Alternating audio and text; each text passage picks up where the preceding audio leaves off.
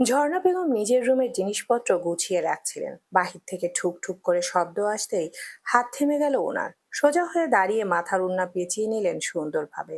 মাথা নিচু করে গিয়ে দরজার নব ঘোরাতেই দরজা খুলে গেল। একটু ফাঁক করতেই ঝর্ণা বেগমের রক্ষী কোটরে ভাসলো সুফি খাতুনের মুখ। আর তা দেখা মাথায় দেখেই মাথায় চলে আসলো হাজারো চিন্তার বাহার। সুফি খাতুন সচরাচর আসেন না এদিকে, সারাদিন পড়ে থাকেন নাসির মঞ্জিলে। আজ হঠাৎ ওনার উদ্ভব নিজের রুমের সামনে দেখে উদ্ভট লাগলো তার কাছে। তাই জিজ্ঞেস করলেন ঝর্ণা বেগম, হঠাৎ এখানে ফুপি, কোনো প্রয়োজন আপনার? ঝর্ণা বেগম কথা শেষ করার আগেই ঠেলে ভেতরে ঢুকে গেলেন সুফি খাতুন। ঝর্ণা বেগম কিছুক্ষণের জন্য থমকে গেলেন নিজ জায়গায়। এটা কোন ধরনের ব্যবহার? তারপর আবার নিজেকে শুধরে নিয়ে বললেন, এই ব্যবহারে সুফি খাতুনের কাছ থেকে আশা করা যায়। নিজেকে সামলে নিয়ে গিয়ে বসলেন বিছানায় সুফি খাতুনের পাশে। মৃদু কণ্ঠে আবারও জিজ্ঞেস করলেন, কোনো সমস্যা ফুপি? সুফি খাতুন হাহুতাশ করে বললেন, সমস্যা বলে সমস্যা, বিরাট সমস্যা।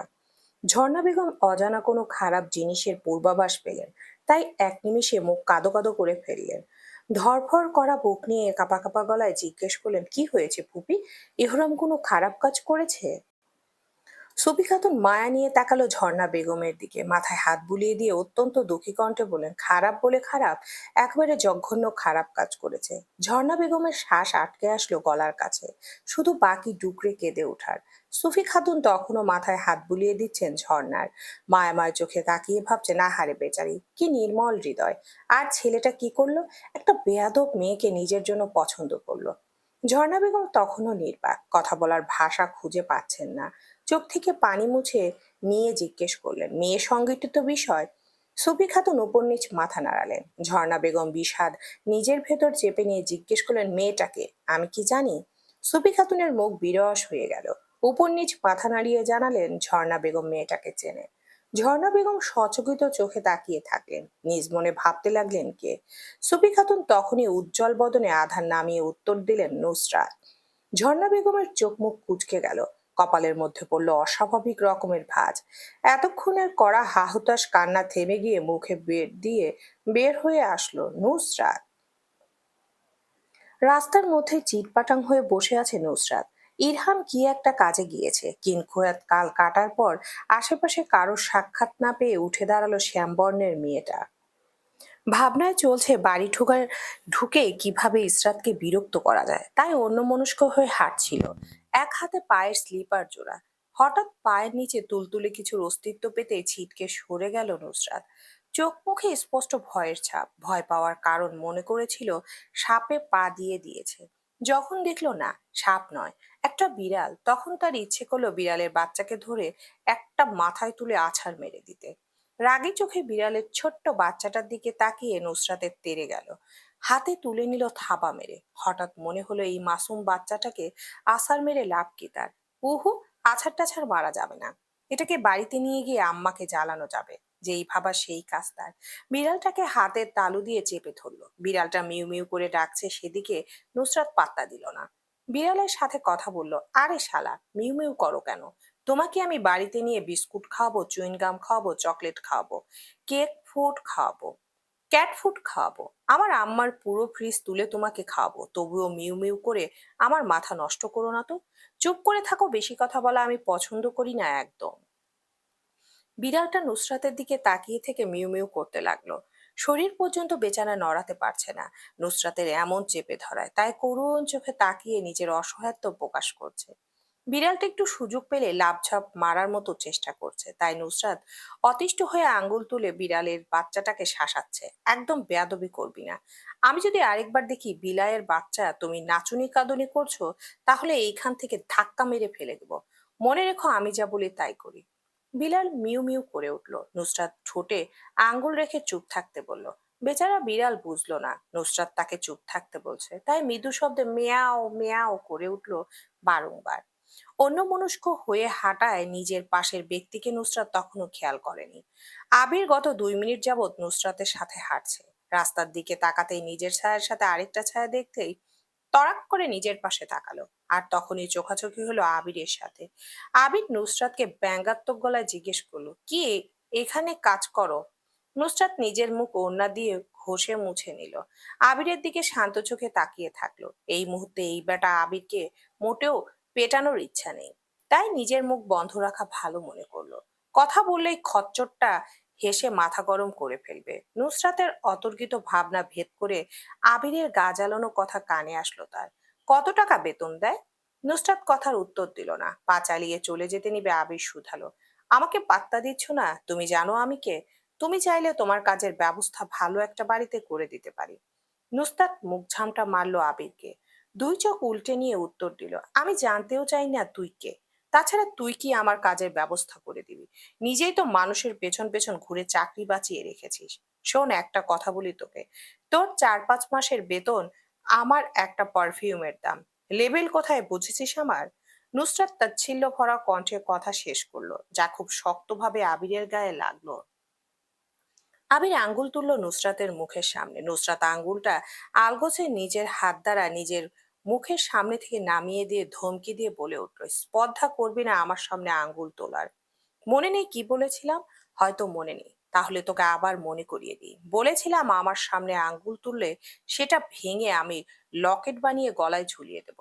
শেষবারের মতো বলছি, এবার করেছিস করেছিস, আরেকবার যদি আমার মুখের সামনে আঙ্গুল তোলার চেষ্টা করিস তাহলে তুই নিজে আস্ত থাকবি কিনা তার গ্যারান্টি আমি দিতে পারছি না। চল ফট।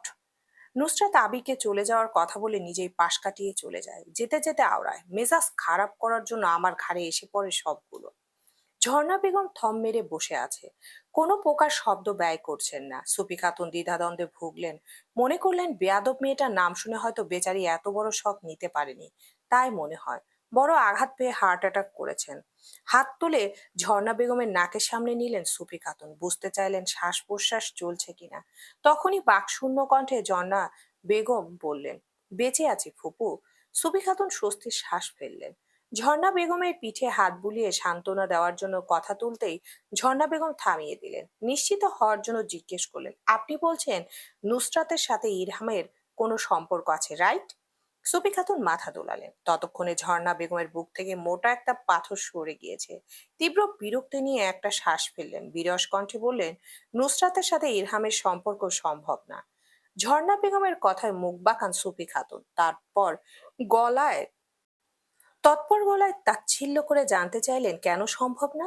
ওরা দুজন একজন আরেকজনকে জাপটে জড়িয়ে ধরেছিল পার্কে। আমারই দুই গুণাধর চোখের সামনে আমি দেখেছি। তারপর নুসরাতের সাথে ঢলাঢলি তো করতেই আছে তো করতেই আছে। নাজমিনকে পর্যন্ত বাদ রাখিনি, ওর সাথে কিরকম মাখন লাগিয়ে কথা বলে, বাবারে বাবা।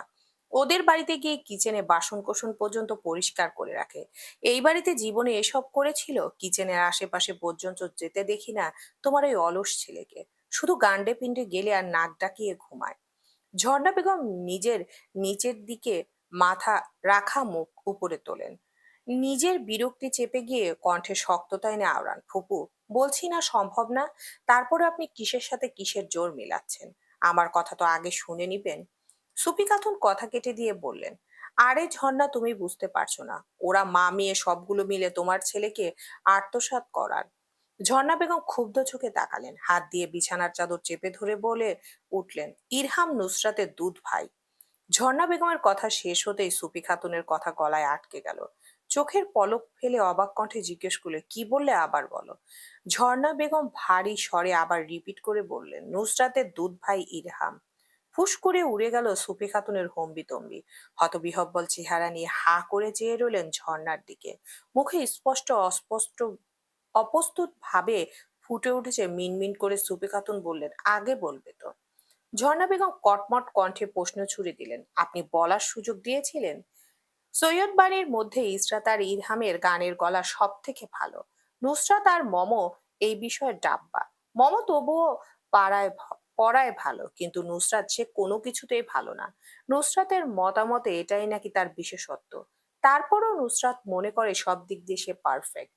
নাসির মঞ্জিলের ছাদের মাঝখানে সুইমিং পুল। সুইমিং পুলের এক পাশে কিছু ফুলের গাছ আর আরেক পাশে বসার জায়গা। পুলে পা ডুবিয়ে বসে আছে সৈয়দ বাড়ির দুষ্টু 3 সদস্য। নিজাম শিকদারের মতে সৈয়দ বাড়ির 3 নমুনা, নুসরাত, ইরহাম, আহান। নুসরাত পা ভিজায়নি, সে মাদুরে পা গুটিয়ে বসে। ইরহাম নিজের পা তুলে ফেললো পানি থেকে, মাদুরে আসন পেতে বসতে বসতে গিটারে আঙ্গুল চালালো। ঠোঁটে লেগে আছে মৃদু হাসি। অন্যান্য মেয়েদের ব্যাপারে যতই ভণ্ড হোক ইরহাম, গানের গলা বরাবরই ভালো তার। গিটারে আঙ্গুল চালাতেই সুর ভেসে উঠলো, তার সাথে ইরহামের পুরোশালী গলার আওয়াজ। মেঘের খামে আজ তোমার নামে পুরো চিঠি পাঠিয়ে দিলাম, পড়ে নিও, তুমি মিলিয়ে নিও, খুব যতনে তা লিখেছিলাম। নুসরাত ও আহান পা তুলে মাদুরে বসলো। দুজন গানের তালে তালে নিজেদের মাথা দুলাচ্ছে। আহান শরীর ছেড়ে দিয়ে নুসরাতের কাঁধে মাথা রাখলো। ইরশাদ মৃদু স্বরে ইরহামের সাথে গানের লাইন গুলো আওড়াচ্ছিল। ইরহাম গিটারে হাত চালাতে চালাতে বলল, আপি। ইরশাদ ইরহামের পানে চোখ ফিরাতে ইরহাম তার সাথে গলা মিলাতে বলল, বলতে চেয়ে মনে হয়, বলতে তবু দেয় না হৃদয়, কতটা তোমায় ভালোবাসি। ইসরাত ইরহামের তালে গলা মিলাচ্ছে, ঠোঁটে দুজনের হাসি। ইরহাম আবারও বলে উঠল, সত্যি বলো না, কেউ কি প্রেমহীনা কখনো বাঁচে? সত্যি বলো না, কেউ কি প্রেমহীনা কখনো বাঁচে? নুসরাত আর আহান দুজন দুজনের দিকে নিষ্পাপ ভঙ্গিতে চেয়ে ফিসফিস করে আওড়ালো, আমরা দুজন তো প্রেমহীনায় বেঁচে আছি। কথা শেষ করে দীর্ঘশ্বাস ফেললো। আবারও মনোযোগী হলো ইরহাম আর নুসরাতের গানের দিকে। ইরহাম গিটারের সুর আরো একটু জোরে তুলে নিল, তারপর সবাই একসাথে গেয়ে উঠল, বলতে চেয়ে মনে হয়, বলতে তবু দেয় না হৃদয়, কতটা তোমায় ভালোবাসি। পেছন থেকে মোমোর গলা ভেসে আসলো। গান গেয়ে গেয়ে সবাই পিছু ফিরতেই দেখলো ব্যাগ হাতে মোমো দাঁড়িয়ে আছে। কিছু বলার আগে দৌড়ে এসে জাপটে ধরলো ইসরাতকে। তখনও ইরহাম গান গাইছে, মোমো গানের সাথে তাল মিলাচ্ছে। ইসরাত অপ্রস্তুত ভঙ্গিতে মোমোর পিঠে হাত বুলিয়ে এলোমেলো কণ্ঠে জিজ্ঞেস করলো, এই হঠাৎ তুই এলি কিভাবে? জানাসনি কেন আসছিস? মোমো অভিমানী কণ্ঠে জিজ্ঞেস করলো, আমি এসেছি বলে তোমার খারাপ লাগছে? ইসরাত অবাক চোখে তাকিয়ে বলে, আরে খারাপ লাগবে কেন? আমাদের তো আরো বেশি ভালো লাগছে তুই এখানে এসেছিস বলে। মম ইসরাতের গলা জড়িয়ে ধরে আহ্লাদি ভঙ্গিতে কেঁদে উঠল। আহান আর নুসরাত নাক উপরে তুলে মমকে ভেঙে একসাথে বলে, কোথা থেকে আসছে নেকাচন্দ দাস? ইসরাতের শক্ত চোখে তাকানোতে দেখে নুসরাত আরো কিছু বলতে গিয়ে থেমে গেল। মুখ বাঁকিয়ে বসে রইল নিজের জায়গায়। আকাশে জলজল করতে থাকা চাঁদের দিকে এক দৃষ্টিতে তাকিয়ে আছে আরস, চোখ মুখ গম্ভীর। রেলিং এ হাত ঠেকিয়ে দাঁড়িয়ে, তার পাশে সমান উচ্চতার আরেকজন পুরুষ অবয়ব দাঁড়িয়ে। ঠোঁটে লেগে আছে সব সময়ের মতো হাসি। ঠোঁটের হাসির অস্তিত্ব রেখে জিজ্ঞেস করলো, কি ভাবছিস? আরুষ রেলিং এ শক্ত করে হাতের তালুতে চেপে ধরে বলে ওঠে, ভাবছি একটা মানুষ কতটুকু নির্লজ্জ হলে একদিন আগে যার শহর থেকে ফিরে এসেছি সেই মানুষটা আবার আমার বাড়িতে চলে আসে। মাহাদি ঠোঁট বাঁকায় আরুষের কথায়। বেতের ছোপায় আরাম করে বসে বলে ওঠে, তা আমিও ভাবছি। এখন বল, সত্যি সত্যি কি ভাবছিস? আরস চুপচাপ দাঁড়িয়ে থাকে, কথার উত্তর দেয় না, চোখ তার পাশের ডুপ্লেক্স বাড়িটার দিকে। আলো অনেক আগে নিভানো হয়েছে বাড়িটির। আলো অনেক আগে নিভানো হলো, উপরের তালা থেকে এখনো ঠুক ঠুক শব্দ আসছে, যা এত জোরে হচ্ছে যে এখানে দাঁড়ানো আরসের কানে স্পষ্ট লাগছে। সন্দেহের নজরে সেদিকে তাকিয়ে থেকে পকেট থেকে ফোন বের করলো সে। মোবাইলে ফিঙ্গারপ্রিন্ট দিতেই খুলে যায় লক। অতঃপর কল লিস্টে ঢুকে মনোযোগ দিয়ে অনেক খোঁজাখুঁজির পর একটা নাম্বার খুঁজে পায় সবার শেষে। একদম তলানিতে নাম্বার পড়ে আছে। চোখের সামনে ঝাপসা দেখতে চশমা হাত দ্বারা পরিষ্কার করার চেষ্টা করে। হাতের সংস্পর্শে চশমার গ্লাস পরিষ্কার হওয়ার বদলে আরো বেশি ঘোলাটে বর্ণ ধারণ করে। আরস চোখ থেকে বিরক্ত ভঙ্গিতে চশমাটা খুলে টেবিলে রাখে। কল লাগায় বের করে আসা নাম্বারটিতে। প্রথমবার রিং হতে হতে কেটে যায়, দ্বিতীয়বারই তাই। দ্বিতীয়বার গিয়ে কল পিক হয়। আরস ধমক দিতে গিয়ে থমকে যায় কিছু সেকেন্ডের জন্য। ফোনের ওপাশ থেকে ঘুম ঘুম মেয়ে কণ্ঠে জিজ্ঞেস করে, হ্যালো, কে? আরুষ এক মুহূর্তের জন্য মেয়েটার ভয়েস শুনে থামে। নিজের পৃথিবী নিজের কাছে ঘোলাটে লাগে। তারপর চোখ ঝাপটে নিজেকে সামলে নিয়ে গম্ভীর কণ্ঠে বলে ওঠে, বেয়াদব, হ্যালো কি? সালাম দে আগে। ফোন ধরে আগে সালাম দিতে হয়, জানিস না তুই? নুসরাত বিরক্তিতে মুখ কুঁচকে ফেলে। এক চোখ খুলে নাম্বার দেখে, না নাম্বার চেনে না, তাই ফোন কাটার পায়তারা করে বলে ওঠে, ও মা, আপনি কে? আপনাকে আমি সালাম করতে যাব কোন দুঃখে? আর আরো একটা কথা, অসভ্যের মতো রাত বিরাতে ফোন দিয়ে তুই তুকারি করছেন কেন? আরস ক্ষেপে গিয়ে চোখ ছোট ছোট করে নিল। এক হাত দিয়ে নিজের কপালের উপর পড়ে থাকা চুলগুলো পেছনে ঠেলে দিয়ে জিজ্ঞেস করলো, তুই জানিস না আমি কে? আমার বিষয়ে কেউ বলেনি তোকে? আরসের কণ্ঠে স্পষ্ট ক্ষোভ প্রকাশ পায়। নুসরাতের সোজা সাপটা উত্তর, আমাকে কেউ বলেনি আপনি কে। এখন আপনি নিজে দয়া করে জানান, কোন দেশের রাষ্ট্রপতি আপনি, যাকে আমার সালাম দিতে হবে? আরস ফোঁস করে শ্বাস ফেললো, রাগী গলায় বলল, বেয়াদব মেয়ে, আমি তোর জামাই বলছি। বেয়াদব তো আপনি, রাতের বেলা মানুষকে ফোন দিয়ে ডিস্টার্ব করছেন আর সাথে বলছেন আমার জামাই। একটা কথা কান খুলে রাখুন, শুনে রাখুন মিস্টার, আমি বিবাহিত না, পিওর সিঙ্গেল। আমার কোনো জামাই টামাই নেই, যেইগুলো ছিল সবগুলো ছোটবেলায় মইরা গেছে। নুসরাত কথা শেষ করে আরসের মুখের উপর ফোন কেটে দিল। আরস দ্বিতীয়বার ফোন দিতে এক মহিলা কণ্ঠে বলে ওঠে, এই মুহূর্তে সংযোগ দেওয়া সম্ভব না, the number is busy now. আরসের রাগে কর্মর করতে করতে আওড়ালো, how fucking dare she cut cut my call. আরুষের রূপ হিসিয়ে চিৎকার করা দেখে মাহাদি হাসলো, ঠোঁট বাঁকিয়ে ঠাট্টা করে আরুষকে বলল, ওর প্রতি আমার কোনো অনুভূতি নেই, ও শুধু আমার দায়িত্ব। মাহাদি সূক্ষ্ম খোঁচাটা আরুষকে ছুরি দিয়ে নিষ্পাপ মুখ বানিয়ে বসে রইল। আরুষকে তার দিকে হিংসাত্মক বাঘের মতো চেয়ে থাকতে দেখে পকেট থেকে ফোন বের করে নিল। ভাব করলো সে কিছুই বলেনি, ঠোঁটে ব্যঙ্গাত্মক হাসি ঝুলিয়ে মোবাইল স্ক্রল করতে লাগলো। আর বারবার আরুষকে জ্বালানোর জন্য একটা কথায় ফিসফিস করে আরুষের শোনার মতো করে আওড়ালো, ও আমার দায়িত্ব, এর বেশি কিছু না, ও আমার দায়িত্ব, হা হা হা। হাসির তোড়ে মাহাদের সারা শরীর দুলে উঠল। আরুষ গর্জে উঠে তেড়ে এসে মাহাদির কলার চেপে ধরে বলল, চুপ, একদম চুপ। মাহাদির নিজের হাসি থামাতে ব্যর্থ হলো, সারা গা দুলিয়ে হাসতে হাসতে আবারও আরুষের কথাটার কপি করে বলল, ও আমার দায়িত্ব, এর বেশি কিছু না, হা হা হা। নাসির মঞ্জিলের ড্রয়িং রুমে দেয়ালে থাকা ঘড়িটি টিকটিক করে চলছে, সেকেন্ডের কাঁটা 11টা 59 মিনিটে। কাঁটাটা 60-এর মিনিটে থামতেই পুরো ড্রয়িং রুম কাঁপিয়ে ঘড়িটা বেজে উঠল। নাসির মঞ্জিলে অবস্থানরত সবাই আজ অলস সময় কাটাচ্ছে, সবাই বললে ভুল, একমাত্র নুসরাতই অলস সময় কাটাচ্ছে। ড্রয়িং রুম সহ পুরো বাড়ি অন্ধকার করে রেখেছে, ড্রয়িং রুমের সাথে লাগোয়া ডাইনিংও অন্ধকার করে রাখা। বড় থাই গ্লাস লক থাকার দরুন বাহিরের আলো ভেতরে ঢুকছে না, আর ভেতরের আলো বাহিরে যাচ্ছে না। এসির পাওয়ার 20-এর ঘরে, ঠান্ডা হাওয়া ভেসে আসছে সুরসুর করে এসি থেকে। সবাই যখন নিজ নিজ কাজে ব্যস্ত, তখনই কলিং বেল বেজে উঠল। মম অলস ভঙ্গিতে আড়মোড়া ভেঙে ঝিমিয়ে ঝিমিয়ে গিয়ে গেটের লক খুলে দিল। তখনই বাড়িতে প্রবেশ ঘটলো ইরহামের। তাড়াহুড়ো করে বাড়িতে প্রবেশ করতে করতে নুসরাতের উদ্দেশ্যে হাঁক ছুড়ল, এই কুত্তি, মরেছিস কোথায়? গতকাল রাতে তুই কি করেছিস? নুসরাত মুখ বন্ধ করে ঝুলে শুয়ে থাকলো সোফায়। ইরহামের কথার উত্তর দেওয়ার তারা দেখলো না। ইরহাম ঠাউর করতে পারলো না আদৌ কি এই মহিলা তার কথা শুনেছে নাকি শোনেনি। তাই রাগী কণ্ঠে দাঁতের কপাটি পিষে জিজ্ঞেস করলো, আরস ভাইকে কি বলেছিস? নুসরাত চোখ তুলে ইহরামের দিকে একবার তাকায়, তারপর হাতের নখের দিকে মনোযোগ সহকারে তাকিয়ে বলে, কাকে কি বলেছি?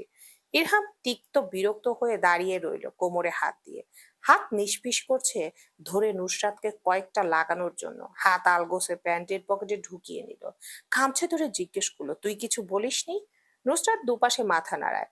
ইরহাম সামনে এগিয়ে আসতে আসতে বলে, ফোন দে। ইরহামের কথা শুনে চোখ বোলায় আশেপাশে, মোবাইল খোঁজে। নিজের আশেপাশে কোথাও খুঁজে না পেয়ে তন্ন তন্ন করে সব জায়গায় খোঁজে, সোফার উপর নিচ খোঁজ করেও কোথায় পায় না মোবাইলটা। হঠাৎ মনে হয় ফোন তো তার পকেটে, তাই নিজের মাথায় একটা গাঁটটা মেরে ফোন পকেট থেকে বের করে ইরহামের হাতে দিয়ে শান্ত গলায় জিজ্ঞেস করে, তোদের ছোট ভাইকে আমাকে ফোন করেছিল?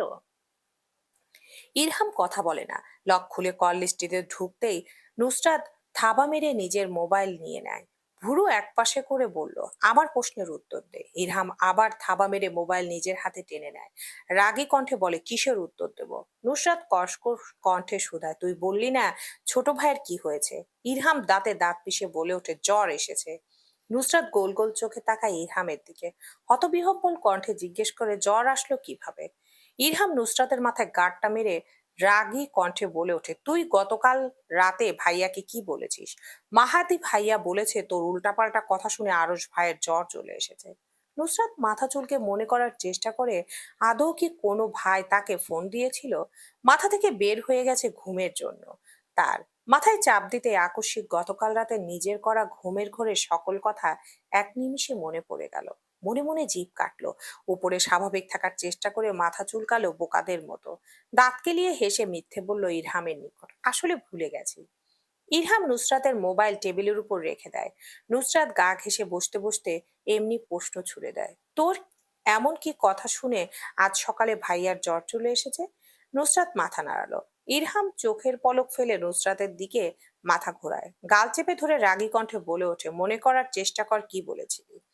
নুসরাতের মুখ ফসকে না চাইতেও বের হয়ে আসে, বলেছি জামাই ছোটবেলায় মরে গেছে। কথাটা শেষ করতে নিজের জিভ কাটে, চোখ খিচে বন্ধ করে নেয় নিজের বোকামির জন্য। কত বড় গাধা সে, ইরহামের কথায় এসে এভাবে ভুলে বলে দিল।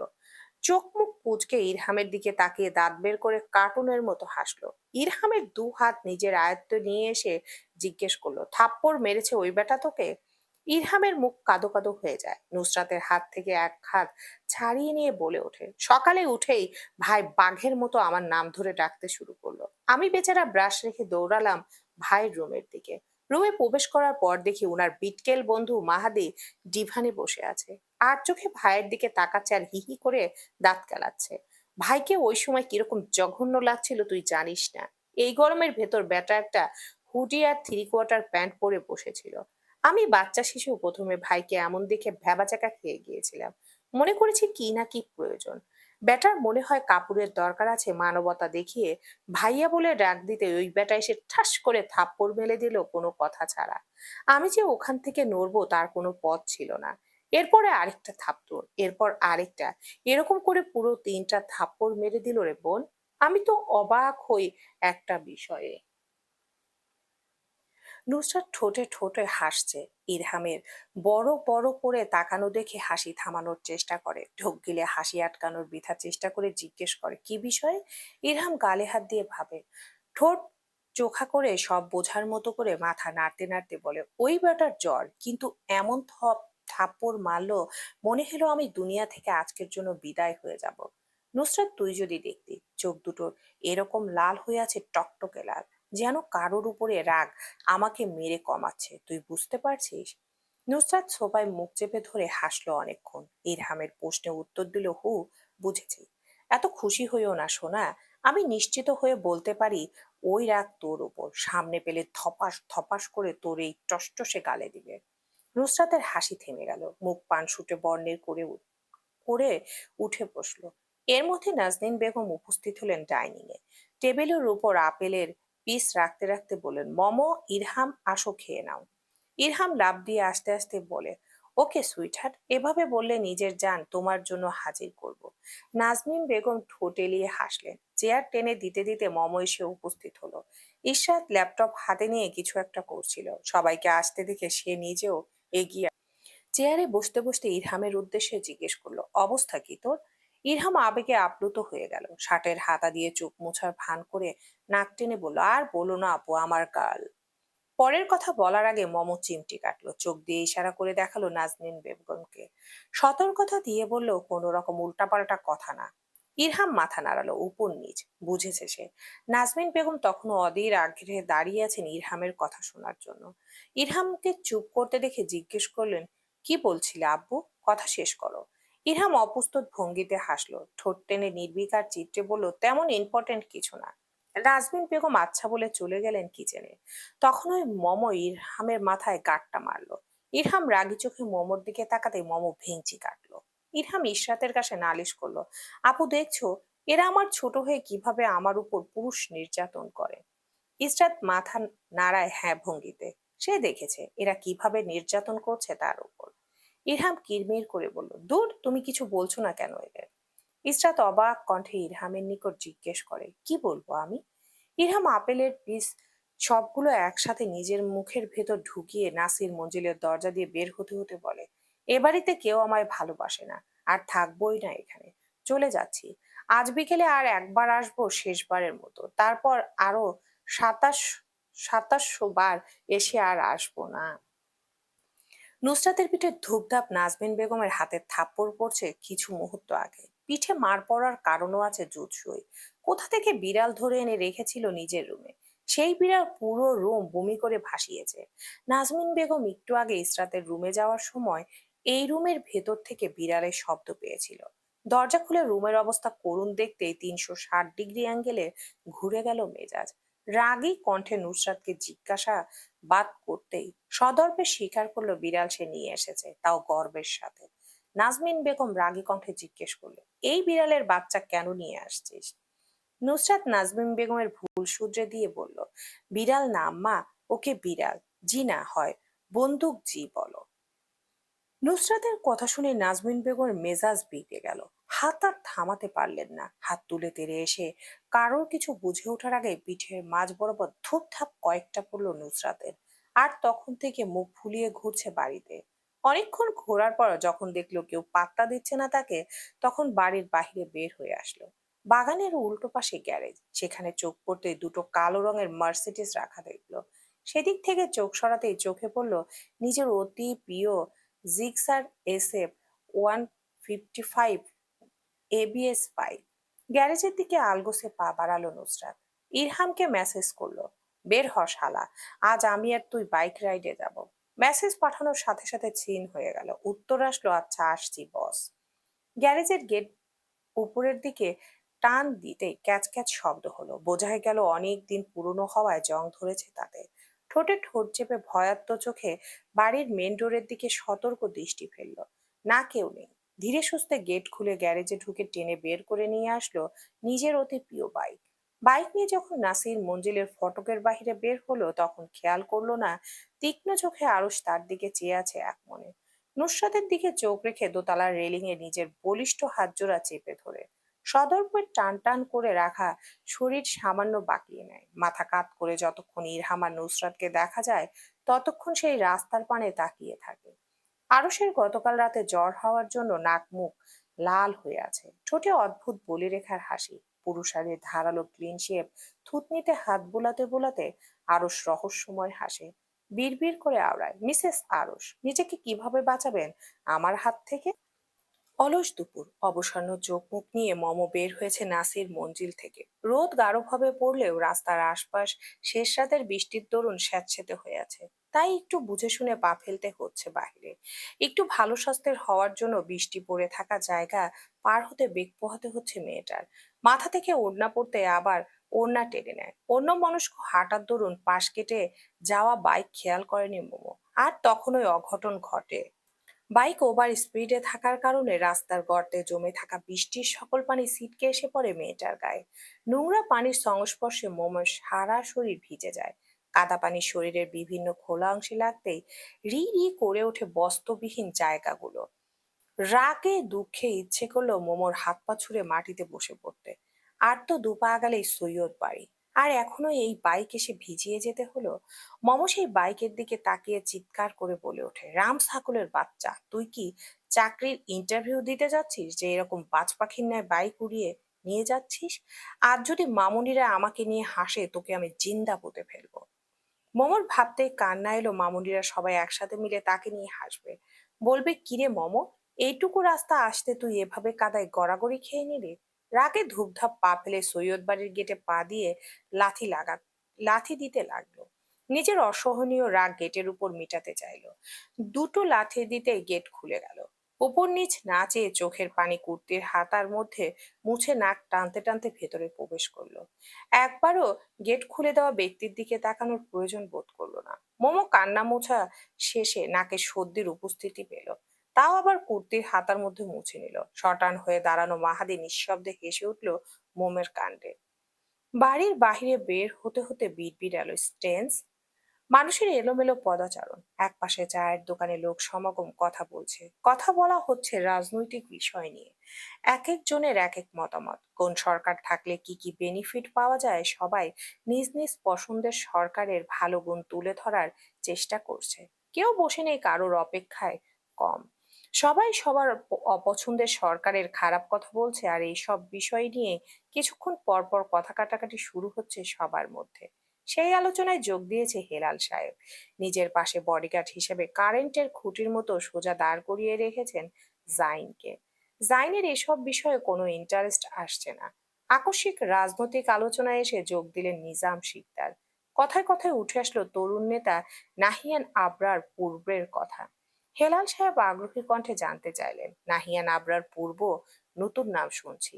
রাজনৈতিক মাঠে নতুন নাকি? নাজিম শিকদার মাথা নাড়লেন, প্রশংসনীয় গলায় বলে উঠলেন, অত্যন্ত ভদ্র একটা ছেলে, এবার বিরোধী দলের হয়ে লড়বে। আমি হলফ করে বলতে পারি নিঃসন্দেহে ওই ছেলেটাই জিতবে, নির্বাচিত হবে মেয়র পদে। হেলাল সাহেব চায়ে চুমুক দেন, চোখের চশমা নাকের ডগা থেকে উপরে ঠেলে দিয়ে জিজ্ঞেস করলেন, কি এমন জাদু করলো ওই ছেলে যে আপনি এত প্রশংসা করছেন চাচা? নিজাম শিকদার হাত দিয়ে মাছু তাড়ালেন, নিজের আধা পাকা পড়ে যাওয়া মাথার চুলে হাত বোলাতে বোলাতে বললেন, এমনি এমনি প্রশংসা করছি না, ছেলেটা নিঃসন্দেহে একজন ভালো মেয়ের হবে। আমাদের বাড়িতে আসলে তোমার সাথে পরিচয় করিয়ে দেব হিলাল। তুমি তখন তুমি নিজেও প্রশংসায় পঞ্চমুখ থাকবে ওই ছেলের কথায়।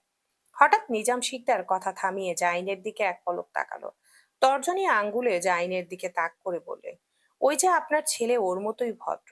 হেলাল সাহেব বিরস মুখে এক পলক চেয়ে নিলেন জাইনের দিকে। জাইনের গম্ভীর করে রাখা মুখখানার দিকে তাকিয়ে থেকে গলা নিচে নামিয়ে কারোর না শোনার মতো বিড়বিড় করে আওলালেন, ভদ্র না ছাই, দুটোই আমার গুণধর বাপের মতো মিচকে শয়তান হয়েছে। নিজাম শিকদার কানে শুনলেন না হেলাল সাহেবের ফিস ফিস করে বলা কথা, কানে গিয়ে নিয়ে এসে শুধালেন, কি বললে হেলাল? পরিষ্কার করে বলো, শুনতে পাইনি। হেলাল সাহেব চোখ মুখ স্বাভাবিক করে জানালেন, কিছু বলেননি তিনি। নিজাম শিকদার মাথা নাড়লেন। জাইন হেলাল সাহেবকে উদ্দেশ্য করে নিলস কণ্ঠতে অনুমতি চাইল, আমার একটু কাজ আছে, আপনারা কথা বলুন, হাফ অ্যান আওয়ার এর ভেতর আমি আসছি। হেলাল সাহেব অনুমতি দিতে জাইন দ্রুত পায়ে চলে গেল রাস্তার ওপাশে। কুর্তি আর জিন্স পরা একটা মেয়ের পিছু পিছু দ্রুত পায়ে হাঁটতে লাগলো, রাশভারী গলায় ডাক দিল, ইশরাত, এই ইশরাত। মানুষের ভিড়ে ইশরাতের কানে গেল না জাইনের সে ডাক। ইশরাত নিজের পায়ের গতি বাড়িয়ে আরো জোরে হাঁটতে নিবে, খড়খড়ে হাতের নরম স্পর্শ পেল নিজের কবজিতে। তড়াক করে পিছু ফিরে থাপ্পড় মারার জন্য হাত উপরে তুলতেই গম্ভীর মুখ জাইনের হাসি হাসি চেহারা চোখে ভাসলো। হাত আলগোসে নিচে নামিয়ে নিল, চোখ মুখে ফেটে ওঠা ক্রোধ নিভানোর বৃথা প্রয়াস করলো। জাইনের হাতের তালু থেকে নিজের কবজি ছাড়ানোর চেষ্টা করতে জাইন চোখ দিয়ে সতর্ক করলো হাত ছাড়ানোর চেষ্টা না করার জন্য। তাই ইসরাত কোনো উদ্ধত্যপূর্ণ আচরণ করলো না, নিজের ভেতরে একটু আগে জমা হওয়া ক্রোধ মিলিয়ে নিল এক নিমিষে নিজের মাঝে। ঠোঁটে হাসির রেখা এনে কিছু বলতে নিবে, জাইন ইসরাতের হাত টেনে মানুষের ভিড় নেই এমন জায়গায় এনে দাঁড় করালো।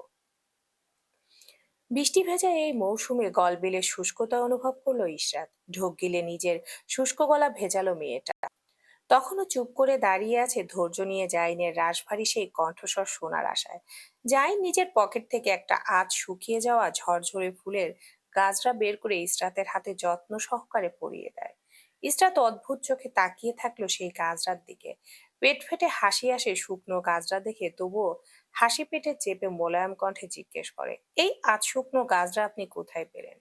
ইশরাতের কথা শেষ হতে যায় নিজের হাতের তালু দিয়ে ইশরাতের গাল স্পর্শ করলো, কণ্ঠ মোলায়েম তা এনে গম্ভীর গলায় জিজ্ঞেস করে, পছন্দ হয়েছে আপনার? ইশরাত উপর নিচ মাথা নাড়ায়, ঠোঁট কামড়ে হ্যাঁ কথাটা বলতে গিয়ে মৃদু শব্দে হেসে ওঠে।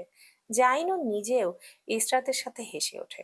শব্দ হয় না সেই পুরুষালী হাসি, শুধু একটু বলি রেখা দেখা যায় শুভ্র সেই মুখে। ঠোঁটের দুপাশে হাসির রেখা পড়ে, তাও আবার নিমিষেই উধাও হয়ে যায় চাপদারির দ্বারা।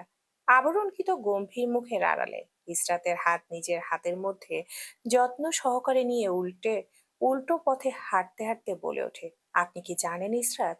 ইসরাত গার্জার চোখের সামনে ধরে হাত বোলাতে বোলাতে বলে, কি? জাইন ইসরাতের মুখের দিকে তাকায়, শুভ্র বর্ণের মুখ রোদের আলোয় লাল হয়ে আছে, গালগুলো টকটকে লাল, যেন জাইন একটু টোকা দিলেই রক্ত ঝরঝরে পড়বে। অপার্থিব আদলে মুখে গম্ভীরতা এনে নিজের গিবা হালকা বাঁকিয়ে ইসরাতের কানের কাছে মুখ নিয়ে ফিসফিস করে জানায়, আপনি ফুলের মতো সুন্দর। ইসরাত হাসে, মুখে কিছুটা আগ্রহীতা নিয়ে জিজ্ঞেস করে, একটা প্রশ্ন করতে পারি? জাইন টান টান হয়ে সোজা হয়ে দাঁড়ায়, ইসরাতের দিকে আর চোখে তাকিয়ে বলে, একটা কেন, 100টা জিজ্ঞেস করুন। ইশরাত হাসলো, জাইনের সাথে চুপচাপ সামনের দিকে না জানা গন্তব্যের দিকে হাঁটতে হাঁটতে জিজ্ঞেস করলো, আপনি আমার হাত এমন করে ধরেন যেন একটু শক্ত করে ধরলে আমি ব্যথা পাবো, এর কারণ কি? ইশরাত নিজের মনে প্রশ্নটা সুন্দর করে সাজালেও জাইনের নিকট বলতে গিয়ে অগোছালো হয়ে গেল। মনে মনে জিভ কাটলো এই ভেবে তার মতো দামড়ি মেয়ে সামান্য একটা প্রশ্ন করতে গিয়ে এভাবে ঘেটে ঘ করে দিয়েছে। কি বিশ্রী একটা অবস্থা! লজ্জা, সংকোচ, বিড়ম্বনায় চোখ মাটির দিকে পতিত করলো। উপরে তোলা সাহস হলো না। যাই নিসরাতের নিজের প্রতি এত সংকোচ, লজ্জা, বিরক্তি চুপচাপ দেখলো। এক মনে অবলোকন করলো মিয়েলি সেই নীরবতা। অনেকক্ষণ তাদের মধ্যে নীরব সময় কাটলো। কেউ কোনো কথা বলল না। জাইন ইসরাতকে সময় দিল যাতে নিজের লজ্জা কাটাতে পারে। সময় অতিবাহিত হলো কিংকুহাত কাল। তারপরও ইসরাতকে চোখ তুলে তাকাতে না দেখে নিজ উদ্যোগে জাইন এক পা আগালো। যা বুঝলো সে, এই মেয়ে এখন আর কোনো কথা বলবে না। নিজেদের ভেতরের অস্বাভাবিক নীরবতা ভাঙা আগে জরুরি, জাইন মনে করলো। তাই নীরবতা ভেঙে ইসরাতের তখনকার করা অগোছালো প্রশ্নের উত্তর করলো অত্যন্ত মোলায়েম কণ্ঠে। মেয়েরা হলো ফুলের মতো স্নিগ্ধময়, কোমল। তাদের স্পর্শ করতে হয় কোমল ভাবে। ফুলকে যত ভালোবাসা নিয়ে স্পর্শ করি, কিন্তু সেটা যদি আমি শক্ত হাতে স্পর্শ করি, সেই স্পর্শে ফুলটা নিঃসন্দেহে ঝরে যাবে। আপনি আমার সেই সুগন্ধিমল কোমল ফুল, যাকে আমি যত্ন সহকারে স্পর্শ করি, যাতে আপনি কখনো আমার শক্ত হাতের ছোঁয়ায় মুচড়ে না যান। কখনো যেন আমার এই হাতের স্পর্শে আপনি ঝরে না যান। আপনার এই ফুলের মতো কোমল শরীর আমার স্পর্শে নষ্ট না হয়ে যায়। আপনি আমার নিকট নিঃসন্দেহে ফুলের থেকেও বেশি সুন্দর ও কোমল, ইসরাত। নিকষ কালো অন্ধকারে ডুবে আছে ধরণী। সন্ধ্যার আগ মুহূর্ত। বাতাসের ঠান্ডা তাণ্ডব চলছে চারিদিকে। বৃষ্টি প্রবল আকার ধারণ করে ধেয়ে আসছে উত্তর দিক থেকে। কিছুক্ষণ পর কালবৈশাখী ঝড় আসার সম্ভাবনা। পাখিরা সবাই পশ্চিম আকাশে উড়ে যাচ্ছে, আশ্রয় নিচ্ছে নিজ নিজ বাসায়। ভয়ঙ্কর সেই প্রলয়কারী মেঘের ভয়ে নুসরাত আর ইহরাম নিজেরাও আশ্রয় নিতে ফিরে আসছে নিজ নিজ নীড়ে, নিজেদের একান্ত বাড়িতে। নুসরাত কলিং বেলে চাপ দিতেই গেট আজ খুলে গেল। বোঝাই গেল অধীর আগ্রহে কেউ বসেছিল নুসরাতের বাড়ি ফিরে আসার অপেক্ষায়। নিজের থেকে 10 মণ ভারী বাইকটা টেনে বাড়ির ভেতরে প্রবেশ করলো নুসরাতের। বেগ পোহাতে হলো অনেক।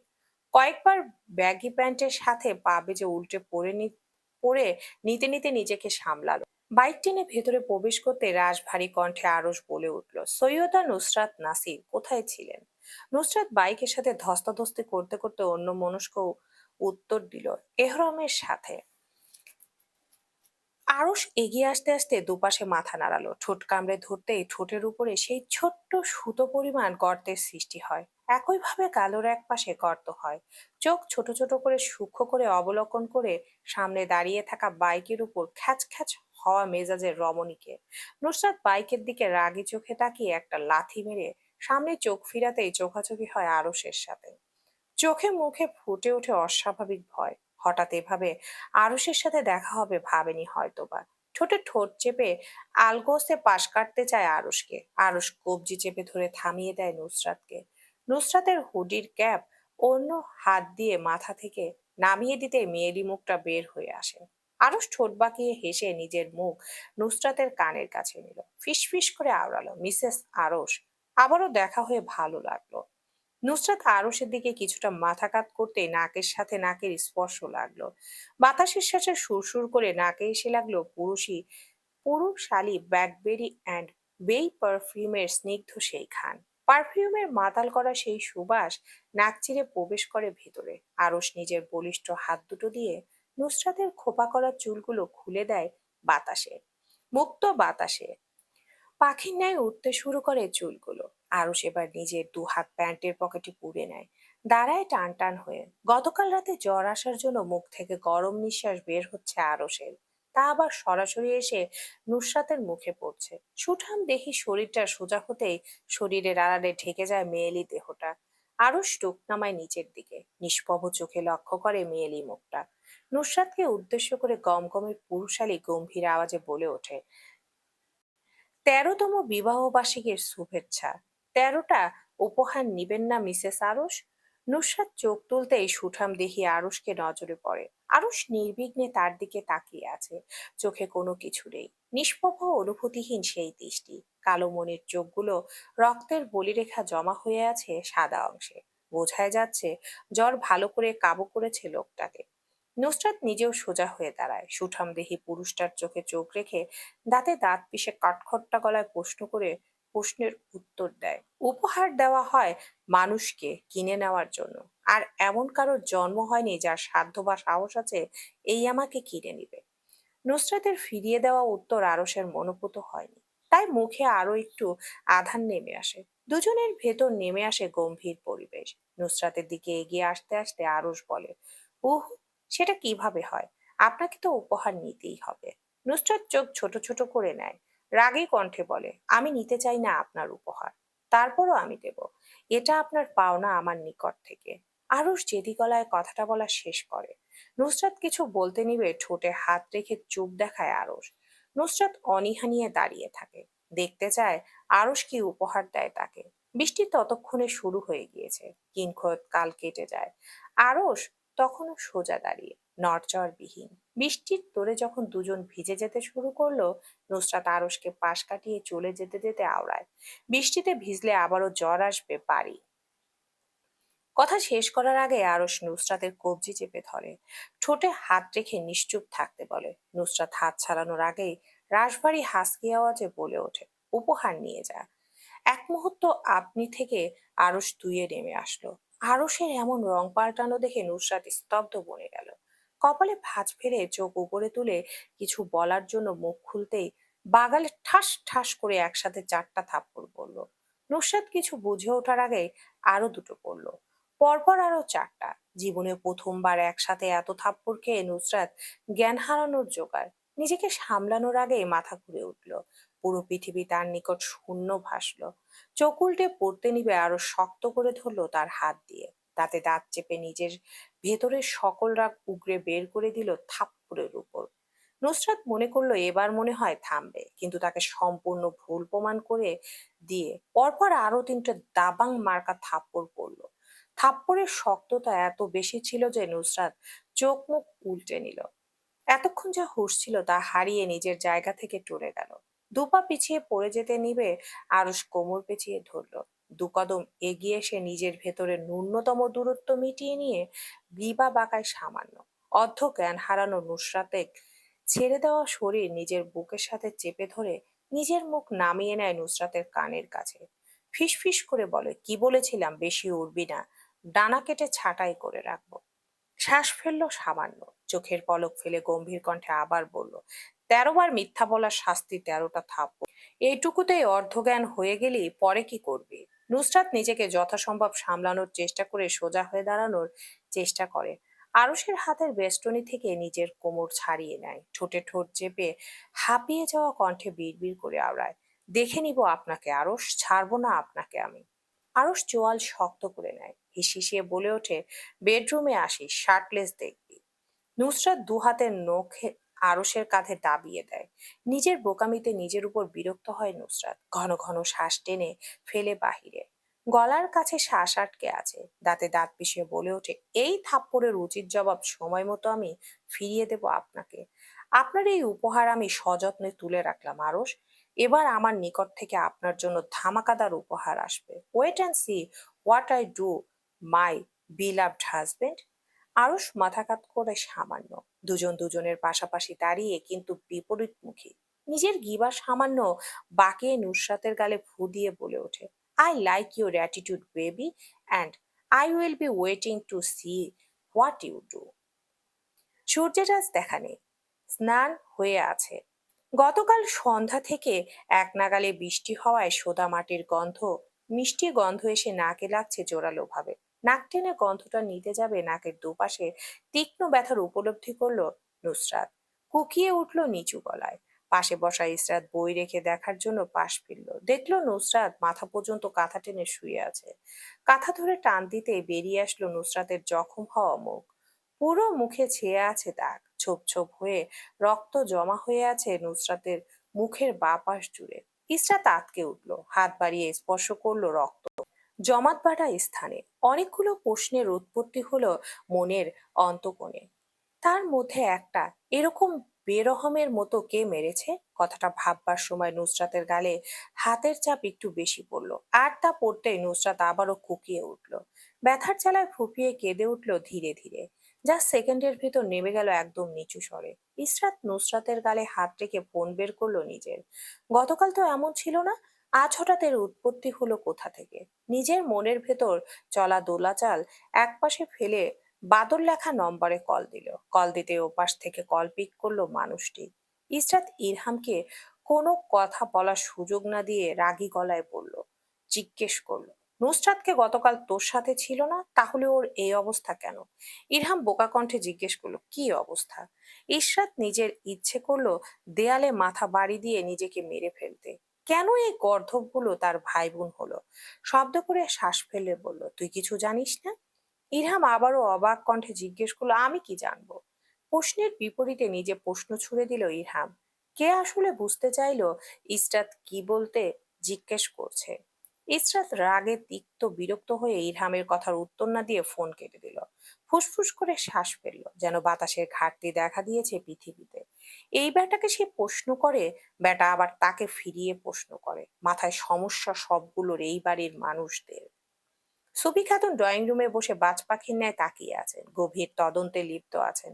কাকে বাস দেওয়া যায় সাথে তাও চিন্তা করছেন। ঠোঁটে লেগে আছে কুটিল হাসি।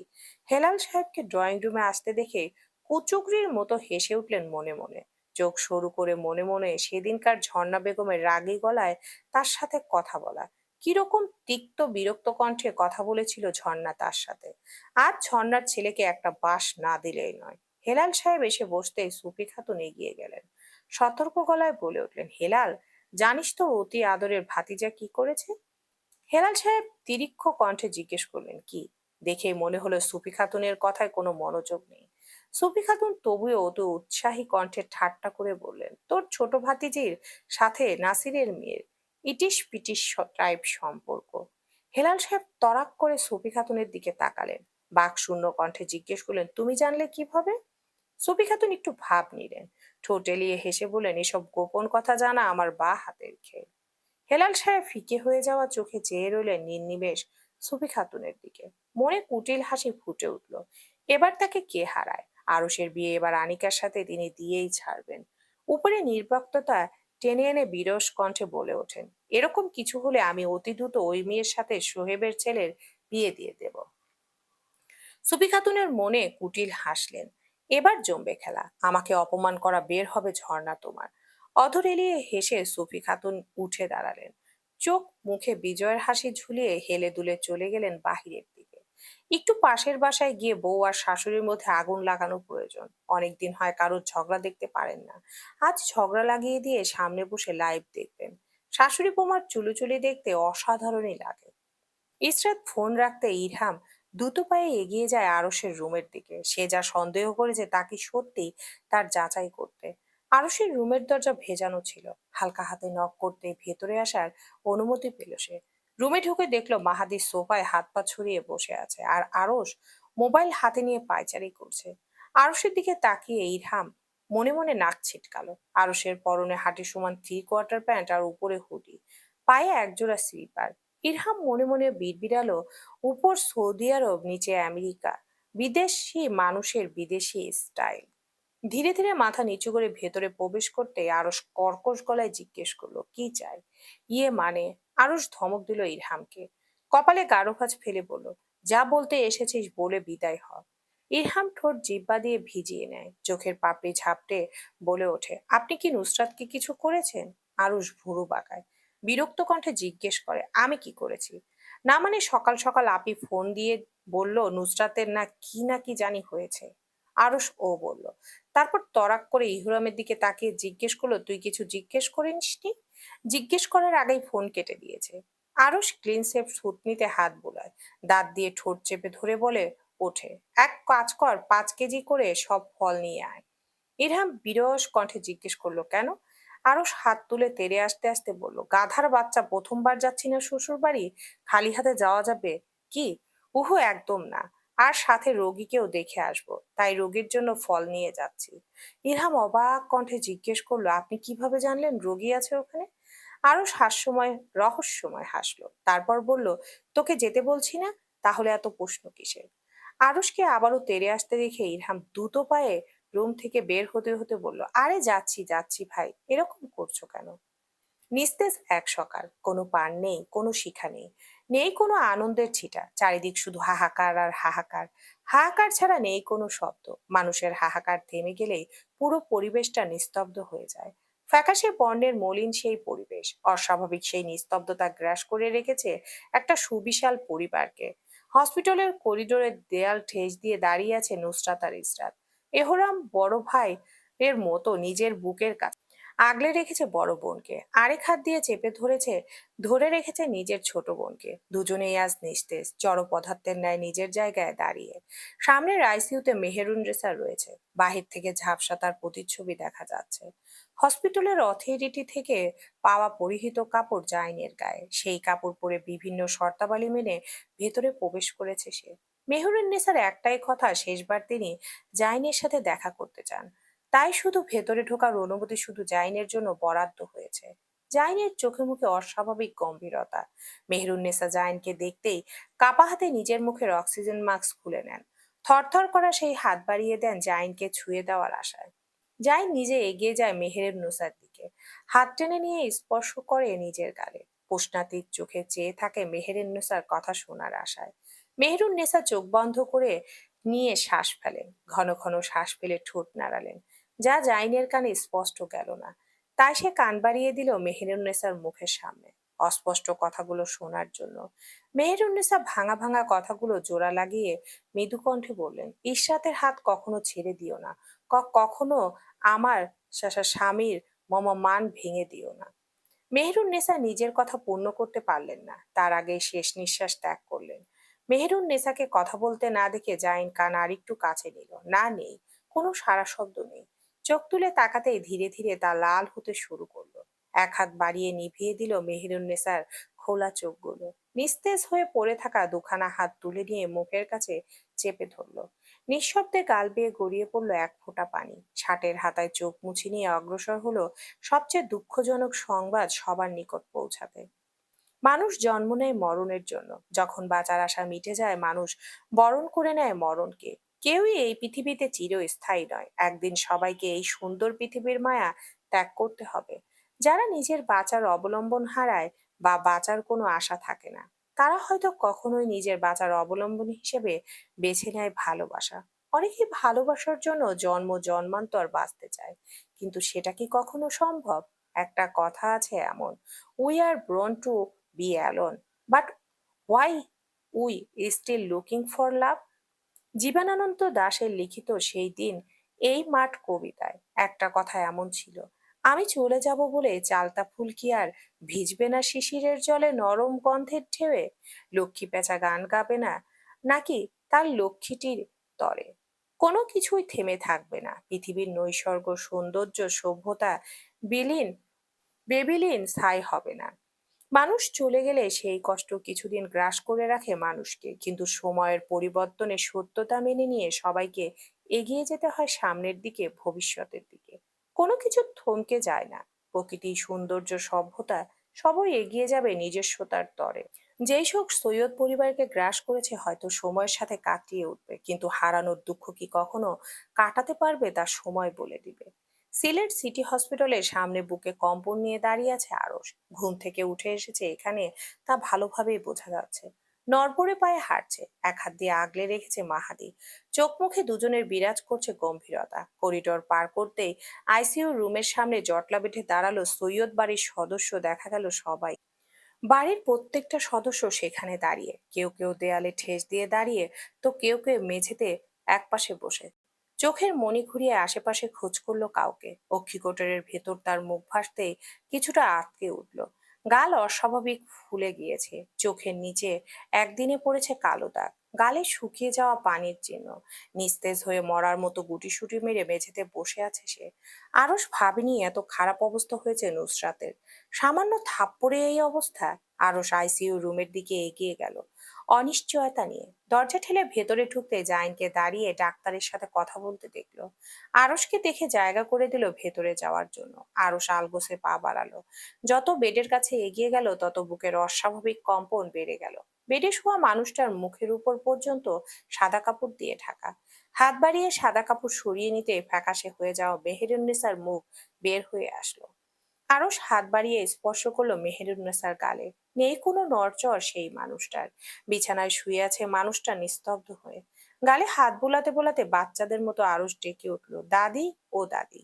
মেহেরুন্নেসার সারা শব্দ নেই। আরুষ গালে চুমু খেলো পাগলের মতো। চোখের পাপড়ি বারবার ঝাপটে ডেকে উঠল, দাদি শুনতে পাচ্ছ আমার? আরুষ মেহেরুন্নেসার হাত ধরে ঝাঁকায়, হাতে চুমু খেয়ে জিজ্ঞেস করে, আমাদের ছেড়ে চলে গেলে কেন তুমি? দাদি ও দাদি, তুমি কথা দিয়েছিলে আমাদের দেখা দেওয়ার আগে চলে যাবে না, দেখা পেতেই চলে গেলে। তুমি নিষ্ঠুর দাদি, নিষ্ঠুর। মেহেরুন্নেসাকে নাসির মঞ্জিলে আনা হয়েছে, শেষ গোসল দেওয়া হবে বাগানে, তাই সেখানে সকল ব্যবস্থা করা হচ্ছে। বাড়ির সামনে দেয়ালে ঠেস দিয়ে বসে আছে তিন বোন। চুপচাপ বসে নিশ্চুপ হয়ে দেখছে শেষ গোসলের ব্যবস্থা।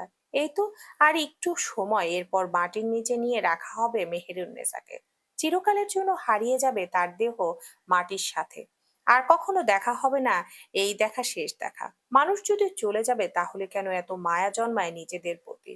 কেন তাদের চলে যেতে হয়? থেকে গেলে পারে না? মানুষ কেন এই পৃথিবীর মায়ায় পড়ে? সবই নিছক ছলনা। একবার চলে গেলে সব শেষ হয়ে যায়। এরপর থেকে যায় চলে যাওয়া মানুষটার শুধু স্মৃতি। আর সেই স্মৃতি একসময় ছাই হয়ে যায়। পাশে আগুন ধরানো হয়েছে, দাউ দাউ করে জ্বলছে আগুনের সেই শিখা। নিমিষেই সেই আগুন জ্বালিয়ে দিতে পারে একজন মানুষকে। পানিতে দেওয়া হয়েছে বড়ই পাতা। নুসরাত একদৃষ্টিতে তাকিয়ে থাকে সেদিকে। পানি নিয়ে যাওয়া হয় মেহেরুন্নেসাকে, যেখানে শোয়ানো হয়েছে শেষ গোসল দেওয়ার জন্য, সেই ঘরে। নুসরাত তাকিয়ে থাকে, এই উঠে আসবেন মেহেরুন্নেসা, এসে বলবেন, পানি গরম করতাছো কেন? দেখা যা আমার কিছুই হয় নাই, নিছক কল্পনা মাত্র। এরকম কিছুই হয় না। মেহেরুন্নেসা নিজের জায়গায় স্থির শুয়ে থাকেন, উঠে আসেন না। নুসরাত নিজে উঠে দাঁড়ায়, এগিয়ে যায় শেষ গোসল দেওয়া জায়গার দিকে। চোখে পানি থেমে গিয়েছে, শুকিয়ে গিয়েছে মনে হয়। তার রেশ রয়ে গিয়েছে মুখের আশেপাশে। ধীরে ধীরে এগিয়ে যায় চৌকির দিকে। পাশ ঘেঁষে বসে পড়ে মেহেরুন্নেসার দিকে। মেহেরুন্নেসার চুলে হাত বুলিয়ে দেয়। নির্নিমেষ চোখে দেখে সুন্দর মুখটাকে। বয়সের ভুকে ভারে যে মুখে ছাপ পড়েছে, নুসরাত একদৃষ্টিতে শুধু দেখে আর দেখে। সময় গড়ায় গড়াতেই থাকে, তবুও টু শব্দ করে না। নুসরাতের মনে হয় এই তো আর কিছু সময় পর দাফন করা হবে তার এই মানুষটা, তাদের স্মৃতিতে মিশে যাবে। কেন রাখা যায় না মৃত মানুষকে নিজের সাথে? কেন নেই এই কেনর উত্তর। সে কেন রাখতে পারবে না দাদাকে নিজের সাথে? দাদা কি রাগ করেছে তাদের সাথে? এভাবে কোনো কিছু না বলে চলে গেল কেন? মিথ্যে এই মায়ার পৃথিবীতে জন্ম কেন মানুষ, যখনই চলে যাবে সবাই একদিন? মায়া কেন তৈরি করে নিজেদের প্রতি? নুসরাত হাত বাড়িয়ে মেহেরুন্নেসার গালে হাত বোলায়। ফিসফিস করে ডাকে, চোখ খোলো দাদি। আমি জানি তুমি ঘুমিয়ে আছো, তাড়াতাড়ি চোখ খোলো, নয়তো আব্বা তোমাকে দাফন করে দিবে। এখনো সময় আছে, এই তাকাও আমার দিকে। এই দেখো আমি বসে আছি, চোখ খোলো দাদি। আর বেশি কথা বলবো না, একদম চুপ হয়ে বসে থাকবো, তারপরও চোখ খোলো। আমি মিথ্যে বলছি না। মম এসে নুসরাতের পাশে বসে, কেঁদে কেটে চোখ মুখ একাকার। কুর্তির হাতায় ভালোভাবে চোখ ডলে মুছে নেয়। না, আবারও চোখে জমা হয়েছে পানি। নাক টেনে চোখ মুছে বারংবার, বারবার আবারও ভিজে উঠেছে চোখগুলো। আজ আর চোখে পানি থামছে না, থামার নাম নিচ্ছে না। অন্তনীল এই সময় কাটছে না কেন, যেন থমকে আছে এই সময় এক জায়গায়। আজ আকাশও কাঁপছে, মেঘ জমেছে আকাশে। কালো আধারে ডুবেছে এই প্রকৃতি। বৃষ্টি হবে খুব তাড়াতাড়ি, মাটিতে পতিত হবে, বাসিয়ে নিয়ে যাবে সবকিছু। ভাসিয়ে নিয়ে যাবে পৃথিবীর সবকিছু। সবকিছু হারিয়ে কারো হারিয়ে যাবে কারোর অস্তিত্ব এই বৃষ্টির সাথে। মম চোখ মুছে আর কাঁদে। নানি কেন ছেড়ে গেল তাদের? শেষবার তার সাথে দেখা করলো না কেন? হঠাৎ এই চলে যাওয়া। এতদিন তো ভালো ছিলেন, গ্রো আপ করেছিলেন। ডাক্তার তো জানিয়েছিল কিছুদিন এভাবে গ্রো আপ করলে নানি পুরোপুরি সুস্থ হয়ে উঠবেন। তাহলে কেন এমন হলো? কেন তাকে চলে যেতে হলো? কি এমন তারা আসলো যে আরো কয়েক বছর বাঁচার ইচ্ছে পোষণ করলেন না? কেন সে চলে গেল? তাদের অপরগতা কি, কি ভুল ছিল এমন যে এই শাস্তি দিলেন নানি? নুসরাত বসে রইল মরা মানুষের মতো। তাকে পাশে একজন জায়গায় বসিয়ে দিয়ে নাজবিন বেগম চলে গেলেন গোসল দেওয়ার জন্য। আস্তে আস্তে শুরু করলেন শেষ গোসল। এই গোসল দেওয়ার পর মানুষকে আর গোসল দিতে হয় না। কেন মানুষ অনাকাঙ্ক্ষিত ভাবে মরে যায়? কেন তারা চলে যায় নিজের পরিবার পরিজনকে দুঃখের সাগরে ভাসিয়ে? কেন তারা এত স্বার্থপর হয়? কেন এরকম করে তারা? কেউ এই কেনর উত্তর দেয় না। কারোর কাছে এর সংজ্ঞা নেই। কেন নেই? কেউ জানে না। কেউ কেন? কেউ শুনতে পায় না এত প্রশ্ন। দোলাচল করতে থাকে মনের অন্তকণে। কাউকে বলতে পারে না প্রশ্নগুলো, সাজাতে পারে না। পড়ে থাকে মনের এক কোণে অবহেলায়, অবজ্ঞায়। মেহেরুন্নেসার গোসল শেষ হওয়ার পর গায়ে গোলাপ জল ছিটিয়ে দেওয়া হলো। খাটিয়ায় শোয়াতে ইসরাতের টনক নড়ল। নিয়ে চলে যাবে এখন মানুষটাকে। আর দেখতে পারবে না কোনোদিন নিজের এই প্রিয় মুখকে। মাটির সাথে মিশে নিশ্চিহ্ন হয়ে যাবে এই দেহ। ইসরাত দুকড়ে কেঁদে উঠলো, হাহাকার করে ডেকে উঠলো, দাদি ও দাদি। এগিয়ে গেল খাটিয়ার দিকে, হাত বাড়িয়ে স্পর্শ করলো মুখে। বরফ ঠান্ডা হয়ে এসেছে পুরো শরীর। ইশরাতের চোখ বেয়ে ঝরঝর করে জল গড়িয়ে পড়লো। ঢোক গিলে বলল, শেষবারের মতো একটা কথা বলে যা চলে একটা কথা না বলে চলে যাচ্ছ? থেকে গেলে পারতে না তুমি? দাদি ও দাদি, শুনতে পাচ্ছ তুমি? এই চোখ খোলো না। দেখো, আমি তোমার ইসরাত দাদি। আমাকে একা ফেলে চলে যাবে? তুমি মিথ্যাবাদী দাদি। তুমি বলেছিলে তুমি ফিরে আসবে, অনেক দিন আমাদের সাথে থাকবে। তুমি কথা রাখলে না দাদি, কথা রাখলে না। কথা ভেঙে দিয়ে চলে যাচ্ছ। মিথ্যে বলেছো তুমি আমায়। খাটিয়া তুলে নিলেন নাসির সাহেব নিজের কাঁধে। সামনে হেলাল সাহেব আর নাসির সাহেব ধরেছেন, পেছনে শোয়েব আর সোহেদ সাহেব ধরেছেন। পাঞ্জাবিতে বারবার চোখ মুছছেন সোহেদ। হেলাল সাহেবের চোখে পানি জমা হলেও তা বাহিরে বের হচ্ছে না। ইসরাত পেছন থেকে চিৎকার করছে, আমার দাদিকে রেখে যাও, নিয়ে যেও না। আমার দাদি, আমার দাদি। কবর দিও না, নিশ্চিহ্ন হয়ে যাবে। আরো একটু সময় থাকুক, আরো কিছুক্ষণ আমি দেখতে চাই শেষবারের মতো। ভালো করে দেখতে চাই শেষবার। আর তো দেখতে পারবো না। রেখে যাও আমার দাদিকে, রেখে যাও দাদিকে। নিয়ে যেও না আব্বু, দয়া করে রেখে দাও। আরো কিছুক্ষণ আমি দেখতে চাই দাদির মুখ, আরো ভালো করে শেষবারের মতো করে দেখতে দাও। নুসরাত ডুকরে কেঁদে উঠল। সৌরভী নুসরাতের কাছে এসে পাশ ঘেঁষে বসলো। দুহাতে নুসরাতকে আগলে নিয়ে বলে উঠল, কেঁদে যদি মৃত মানুষকে আটকানো যেত তাহলে এত বছর হাজারো মানুষকে দাফন করা হতো না। সবাই সর্বোচ্চ কান্না করে নিজেদের প্রিয় মানুষকে রেখে দিত নিজেদের কাছে। সৌরভের কথায় কান্না থামে না নুসরাতের। চোখ বেয়ে পড়ে জল একই ধারায়। নিভু নিভু চোখ তুলে চেয়ে থাকলো সামনের দিকে। মানুষটা চলে যাচ্ছে আল্লাহর নিকট। যে মাটি দিয়ে তাকে তৈরি করা হয়েছে সেই মাটির কাছে। সেই মাটির নিচে একসময় তার দেহ পচে মিশে যাবে। মেহেরুন্নেসার সামনে সামনে চলে যাচ্ছে জীবনের করা সকল পাপ পূর্ণ। মানুষকে নিয়ে মাটিতে দাফন করার আগে তার পাপ পুণ্যগুলো আগে আগে চলে যায় সেই জায়গায়। ঝিরে ঝিরে বৃষ্টি নেমেছে, মানুষের গা তা স্পর্শ করছে। নুসরাত, ইসরাত, মম সবাই নির্নিমেষ দৃষ্টিতে তাকিয়ে রইল সামনের দিকে, যতক্ষণ না খাটিয়া নিয়ে দৃষ্টিসীমার বাইরে অদৃশ্য হলেন সবাই। তবুও চোখের তৃষ্ণা মিটল না, বুকে চিনচিনে ব্যথা উঠল সবার। এক একজন এক এক পাশে দেয়ালের সাথে ঠেস দিয়ে বসে রইল। বাড়ির ভেতরে যাওয়ার কারোর মনোবল নেই, কোনো ইচ্ছা নেই। যেন হাজার যোগ এসে বসে তারা কাটিয়ে দিতে পারবে। যেন হাজার যুগ এখানে বসে তারা কাটিয়ে দিতে পারবে। ইসরাত খোলা হা করে রাখা গেটের দিকে পানিতে টইটুম্বুর করা চোখ নিয়ে তাকিয়ে রইল অনেকক্ষণ। করুণ স্বরে শুধু চেয়ে কাদা ছাড়া আর কিছুই করতে পারল না। নিভু নিভু চোখে চেয়ে থেকে ধূপ করে মাটিতে বসে গেল।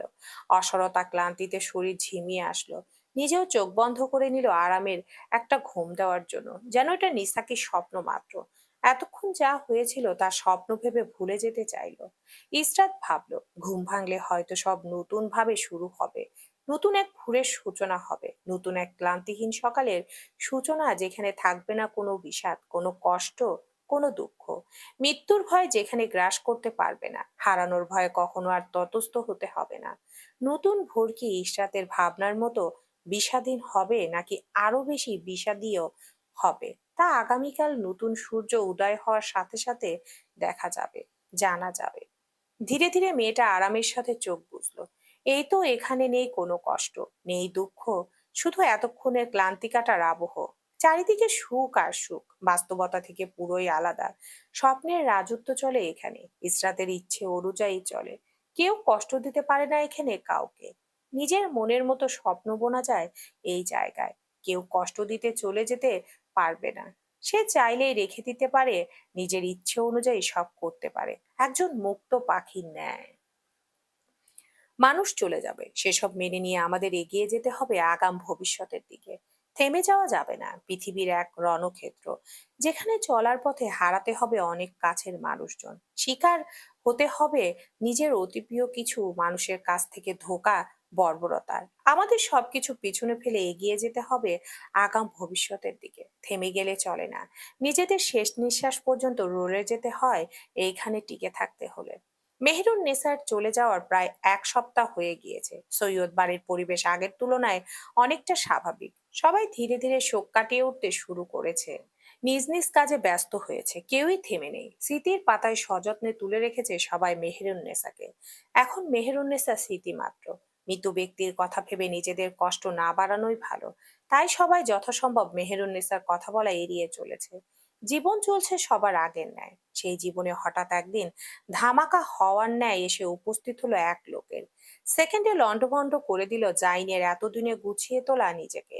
কয়েক নিমিষের জন্য নিজের কাছে মনে হলো সে মরে যাবে, শ্বাস আটকে যাবে গলার কাছে। সকাল 10টা। আজ জাইনের ঘুম থেকে উঠতে একটু সময় লেগেছে। সকালের নাস্তা শেষে বাহিরে ফুরফুরে মেজাজে হাঁটাহাঁটি করছিল এমন সময় একজন পথচারীর সাথে দেখা তার। সালাম বিনিময় শেষে জাইন পাশ কাটিয়ে চলে যাবে লোকটা জিজ্ঞেস করলো, নাসির সাহেবের বাড়ি কোনটা? জাইন নির্দ্বিধায় হাত তুলে ইশারা করে দেখিয়ে বললেন, সামনের ডুপ্লেক্স বাড়িটা নাসির সাহেবের। লোকটা চলে যেতে নিবে, জাইন পিছু ডাকলো। লোকটা ফিরে তাকিয়ে জাইনের দিকে প্রশ্নাত্মক দৃষ্টি ছুড়ে দিল। অস্বস্তিতে গাঢ় হয়ে হাতে হাত ঘুষলো জাইন। ঠোঁট চোখা করে শ্বাস ফেলে বলে উঠল, আমার প্রশ্নটা করা ঠিক নয়, তারপরও করছি। আপনি নাসির সাহেবের বাড়িতে কেন এসেছেন? খোঁজ কেন করছেন? জাইনের পোস্টে লোকটা অধর বাঁকিয়ে নির্মল হাসলেন। হাত তুলে জাইনের হাতের বড় বড় মাসলগুলো চাপড় মেরে বলে ওঠেন, ওহ ইয়াং ম্যান, এই সামান্য প্রশ্ন করতে এত হেজিটেট ফিল করছো? জাইন চুপচাপ দাঁড়িয়ে রইল। লোকটা সামনের দিকে জাইনকে সাথে নিয়ে হাঁটতে হাঁটতে বললেন, নাসির সাহেবের মেয়েকে দেখতে এসেছি। আমার ছেলে পছন্দ করেছে তাকে। জাইনের চোখ দুটো সেকেন্ডে বড় বড় হয়ে গেল। দাঁতে দাঁত চেপে নিজের জায়গায় স্থির কিছুক্ষণ চুপচাপ দাঁড়িয়ে থেকে ভদ্রলোককে ওখানে ফেলে ধূপধাপ পায়ে অগ্রসর হলো সৈয়দ বাড়ির উদ্দেশ্যে। লোকটা বিস্ময় নিয়ে চেয়ে রইল জাইনের দিকে। মনে প্রশ্ন জাগলো, বিষয় কি? এরকম হুট করে ছেলেটার রাগ করার মানে বাকি? এই ছেলে আবার ওই বাড়ির মেয়েকে পছন্দ করে না তো? ভদ্রলোক নিতান্ত শান্ত মেজাজে জাইনের রাগে লাফানোর মতো হাঁটা দেখলেন দূরে দাঁড়িয়ে। তারপর কিছু একটা ভেবে নাসির মঞ্জিলের উদ্দেশ্যে না গিয়ে উল্টো পথে হাঁটা ধরলেন নিজের বাসায় যাওয়ার জন্য। রাগে হিসহিস করতে করতে বাড়িতে প্রবেশ করলো জাইন। যতবার ভাবছে ইসরাতকে ভদ্রলোক দেখতে এসেছেন, ততবার রাগে সারা শরীর রিরি করে উঠছে। দাঁতে দাঁত চেপে রাগ কন্ট্রোল করার চেষ্টা অনেকক্ষণ করলো সে। যখন দেখলো হচ্ছে না, তখন ড্রয়িং রুমের এক কোনায় পড়ে থাকা ডাস্টবিন চোখে পড়লো। দ্রুত পায়ে সেদিকে এগিয়ে গিয়ে লাথি মারলো বেচারা জড় বস্তুটায়। তারপর কাচের সেন্টার টেবিল শক্তি দিয়ে পা ছোঁয়াতেই সেটা উল্টে পড়লো শব্দ করে। সেই শব্দে এতক্ষণে মনোযোগ দিয়ে বই পড়া হেলাল সাহেবের বই পড়তে ভাটা পড়লো। হেলাল সাহেব বই নিজের পাশে রেখে জাইনের দিকে পূর্ণ দৃষ্টিতে তাকালেন। দেখলেন জাইন পাগলের মতো পায়চারি করছে আর হাতে বারবার কপা পাগলের মতো ঘষছে। মুখে কিছু একটা বিড়বিড় করছে। জাইনের চিন্তিত মুখখানি দুর্বোধ্য ঠেকল হেলাল সাহেবের নিকট। শূন্য চোখে চুপচাপ চেয়ে রইলেন অনেকক্ষণ। তারপর ধীরে ধীরে ঠাট্টা মিশ্রিত কণ্ঠে জিজ্ঞেস করলেন, কি হয়েছে, এমন ব্যাঙের ন্যায় লাফাচ্ছ কেন? জাইন সে কথার উত্তর দিল না। মেঝেতে বিছানো কার্পেটের দিকে শকুনের নজর দিতেই হেলাল সাহেব বলে উঠলেন, যা করার কথা ভাবছো একদম মাথা থেকে ঝেড়ে ফেলো। আর ব্যাঙের মতো লাফানো বাদ দিয়ে কি হয়েছে সেটা বলো। জাইন ধূপ করে সারা শরীর নিয়ে সোফায় বসতেই পুরুষালী শরীরের ভারে গটগট শব্দ করে পেছনে সরে গেল সোফাটা। হেলাল সাহেব তেজরা চোখে তাকিয়ে রইলেন সোফার দিকে। জাইন সেদিকে না খেয়াল করে এক হাত দিয়ে মাথা চেপে ধরে রগরগে কণ্ঠে শুধায়, আমি ব্যাঙের মতো লাফাচ্ছি? হেলাল সাহেব নির্বিকার কণ্ঠে বললেন, তাই তো দেখছি। জাইন মুখের পেশি সংকুচিত করলো, তারপর আবার প্রসারিত করলো। পাশে বসে থাকা হেলাল সাহেব জাইনের দাঁতে দাঁত চেপে কড়মড় করা স্পষ্ট দেখলো। তারপরও নির্লিপ্ত মুখ বানিয়ে বসে রইলেন। জাইনকে এবার জিজ্ঞেস করলেন হেলাল সাহেব, এত রাগ করছো কেন? জাইন উল্টো প্রশ্ন ছুড়ে দিল, তাহলে কি করব না? হেলাল সাহেব প্রশ্নের বিপরীতে আবার প্রশ্ন করলেন, আমি কি তোমাকে না করেছি রাগ করতে? দুজনে দুজনের দিকে চোখ সরু করে নীরব চাহনি নিক্ষেপ করলেন। হেলাল সাহেব শব্দ করে শ্বাস ফেলে বিরক্তির সহিত বলে উঠলেন, কি হয়েছে বলবে নাকি এরকম শকুনের মতো শুধু তাকিয়ে থাকবে?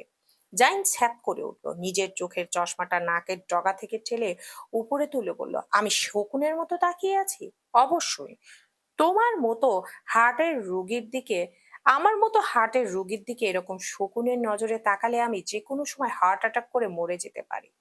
হেলাল সাহেব ঠাট্টার সহিত কথা শেষ করলেন। জাইনকে কথার উত্তর না দিয়ে মুখ এঁটে বসে থাকতে দেখে হেলাল সাহেব বিজয়ী হাসলেন। ঠোঁটে সেই হাসি স্থির ঝুলিয়ে রেখে ব্যঙ্গাত্মক গলায় আওড়ালেন, বলো এবার গত 10 মিনিট যাবৎ কেন ব্যাঙের মতো লাফাচ্ছিলে? আমার তো চোখ ধরে গেছে তোমার ব্যাঙের মতো লাফানো দেখে। হেলাল সাহেব চোখ মুখ উল্টে নিলেন কথা বলতে বলতে। জাইন নিজের রাগ এতক্ষণ যথাসম্ভব ধরে রাখার চেষ্টা করলো, এবার সে বসা থেকে উঠে দাঁড়ালো। সোফার উপর উঠে লাফাতে লাফাতে বলল, এভাবে ব্যাঙ লাফায়? হেলাল সাহেব ভাষণ দেওয়ার ন্যায় হাত তুলে বললেন, হ্যাঁ হ্যাঁ আমি জানি। এবার আসল কথায় আসো, তোমাকে বলছি। আমি বলছি না ব্যাঙের মতো লাফ ঝাঁপ করে আমায় দেখাও ব্যাঙ কিভাবে লাফায়। জাহিন দাঁড়িয়ে থাকলো, এবার আর সোফায় বসলো না। রাগী কণ্ঠে চোখে মুখে শক্ততায় না আওড়ালো, আমার বিবাহ স্ত্রীর দ্বিতীয় কোনো বিবাহের সম্বন্ধ আসলে, এমনকি দ্বিতীয়বারের ন্যায় বিবাহর কথা উঠলে, এই বাড়িতে আর ওই বাড়িতে একই দিনে দুটো জানাজা উঠবে। মনে রাখবেন তার জন্য দায়ী কিন্তু আপনারাই থাকবেন। হেলাল সাহেব রুড গলায় জিজ্ঞেস করলেন, হুমকি দিচ্ছ? জাইন নিজের ধারালো চোয়ালে হাত বোলালো, ঠোঁটের কোণে দুর্বাধ্য এক টুকরা হাসি ঝুলিয়ে বলে ওঠে, আমি হুমকি দিচ্ছি না আব্বু। আমার মতভেদের বিরুদ্ধে আবারও কিছু হলে এখন যা বলছি তা আমি করে দেখাবো। আর আপনি তা খুব ভালো করে জানেন।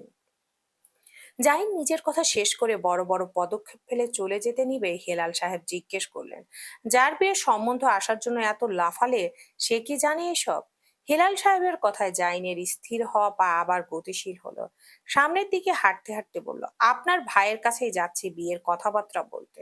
হেলাল সাহেব নাক ফুলিয়ে বিড়বিড় করে আওড়ালেন, নিজের বিয়ের কথা নিজে গিয়ে বলতে একটু লজ্জা লাগবে না? স্যা স্যা স্যা, কি যুগ আসলো রে বাবা, নিজের বিয়ের কথা নিজে বলতে চাচ্ছে। সূর্যের দীপ্তি উৎকণ্ঠিত তেজালো তেজালো সুফি খাতুন, ইরহাম, ইসরাত, সৌরভী, মম, নুসরাত ও আহানকে নিয়ে বিশেষ আলোচনায় বসেছে। আলোচনার শিরোনাম, এখনকার ছেলে মেয়ে এত নির্লজ্জ বেহায়া হয় কেন। সুফি খাতুন সোফায় বসে ভাষণ দিচ্ছেন, কেউই মনোযোগ সহকারে তার কথা কানে না নিয়ে মনোযোগ সহকারে মোবাইল স্ক্রোল করছিল।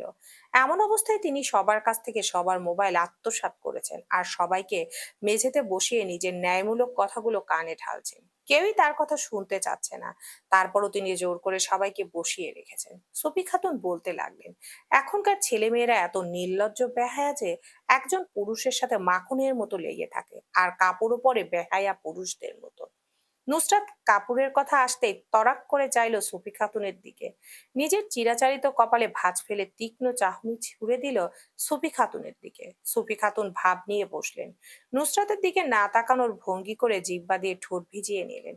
এরপর আবার বলতে শুরু করলো, এরা এতটা বেপর্দা বেহায়া যে ঘরে ভাই রেখে বুকে ওড়না দেয় না। আমাদের সময় তো এসব হতোই না। সব চিন্তা মাথায় আসলে আমরা তওবা করতাম।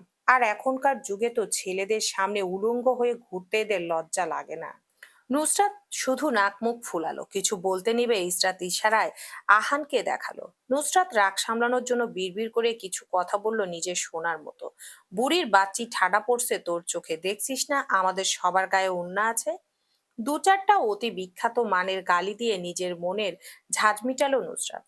সৌরভী তাতে দাঁত চেপে কখন থেকে বলে যাচ্ছে, এই মহিলা বোকাচন্দ দাস, এই মহিলার কথায় রাখবি না সৌরভী। এই মহিলা লেজবিহীন পানি, এই মহিলা একটা পিওর খাটাইশ্যার, এই মহিলার মাথায় দুটো শিং আছে, এই মহিলা বালপাকনা বেটি, এই মহিলা pure joker, joker joker joker. মম সৌরভীর কথা শুনে হেসে বারবার সৌরভীর গালে ঢলে পড়ছে।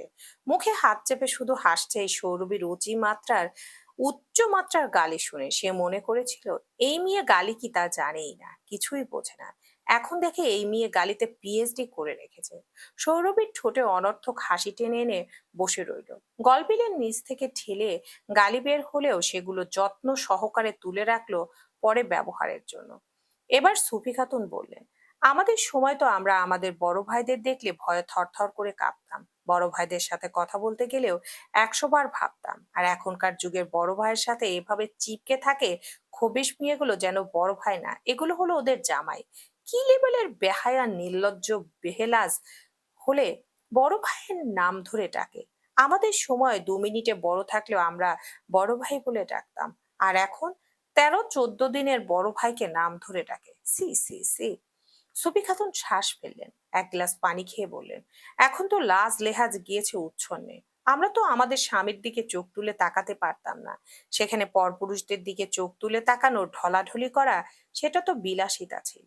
নুসরাত মেকি হাসি ঝুলায় ঠোঁটে, ঠোঁট টেনে হাসে। নাসির সাহেব বাড়িতে থাকায় নিজের বাস খায় গলা যথাসম্ভব নিচু করে আওড়ায়, দাদি তুমি ধন্য, তোমার কথা শুনে আমি আবেগে পুরো আপ্লুত হয়ে গিয়েছি।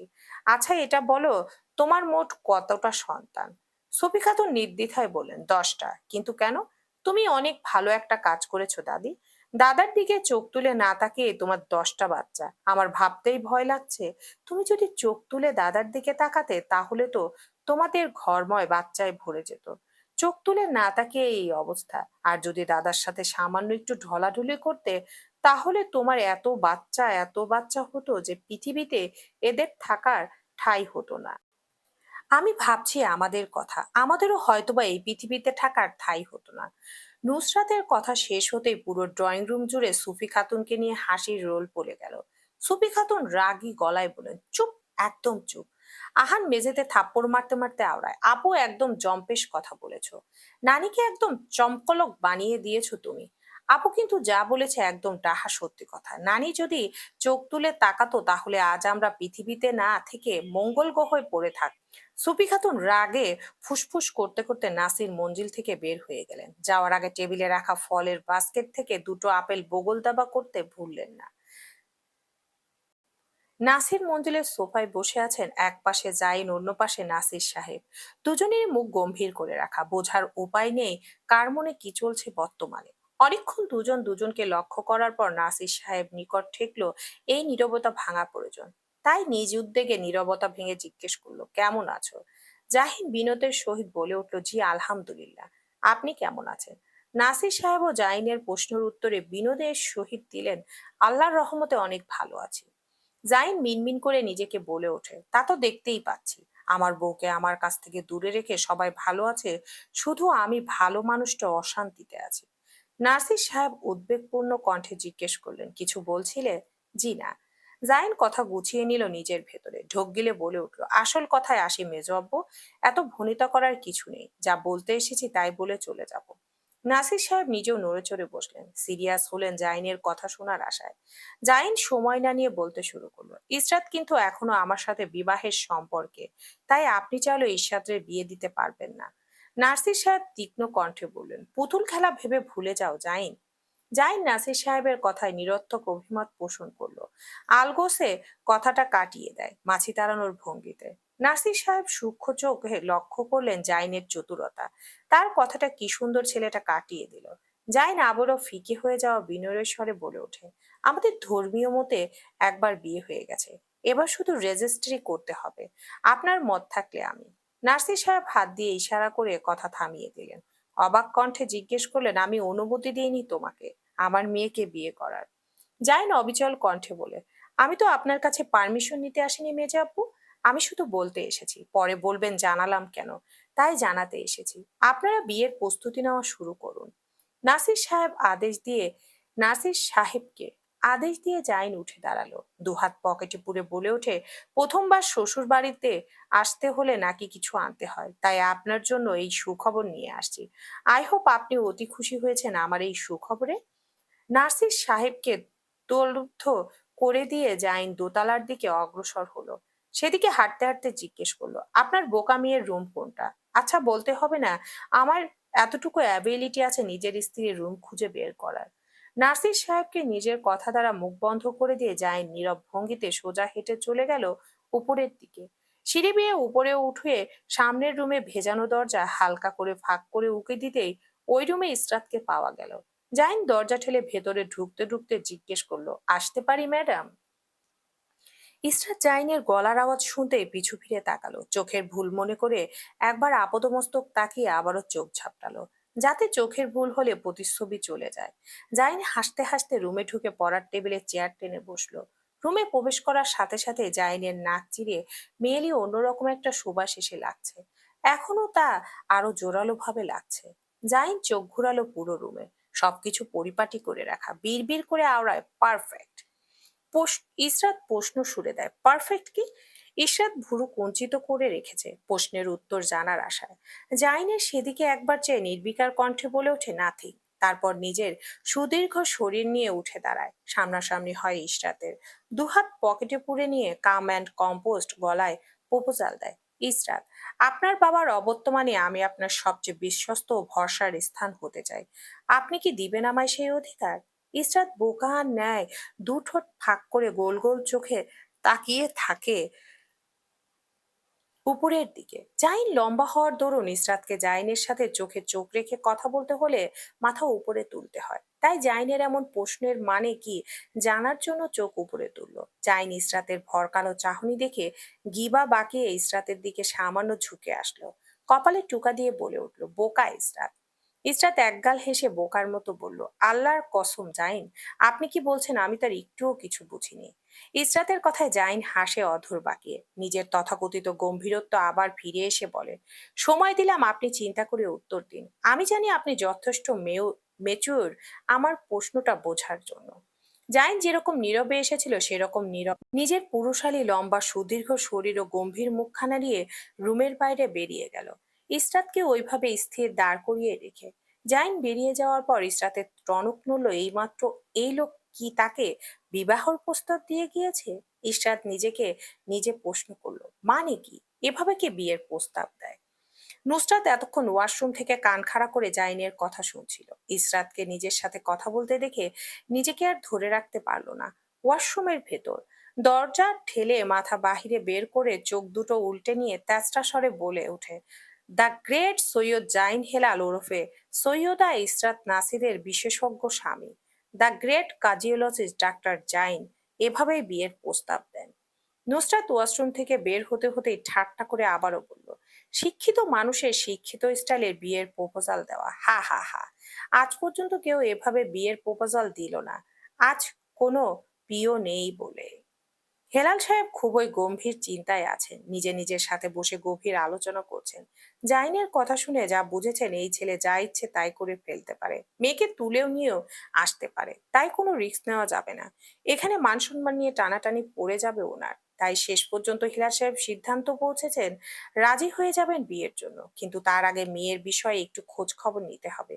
তিনি যতটুকু দেখেছেন মেয়ে অত্যন্ত বোকা, ঠান্ডা, নরম ও নির্মল প্রকৃতির।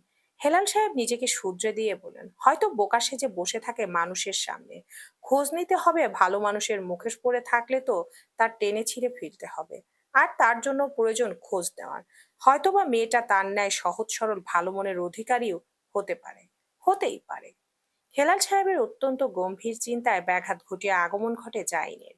জাইনকে দেখতেই হেলাল সাহেব বলে ওঠেন, আমার কোনো সমস্যা নেই। জাইন ভ্রুক্ষেপহীন গলায় জিজ্ঞেস করে, কোন বিষয়ে? তোমার ওই মেয়েকে বিয়ে করার বিষয়ে। তার আগে আমার একটু খোঁজ খবর নিতে হবে।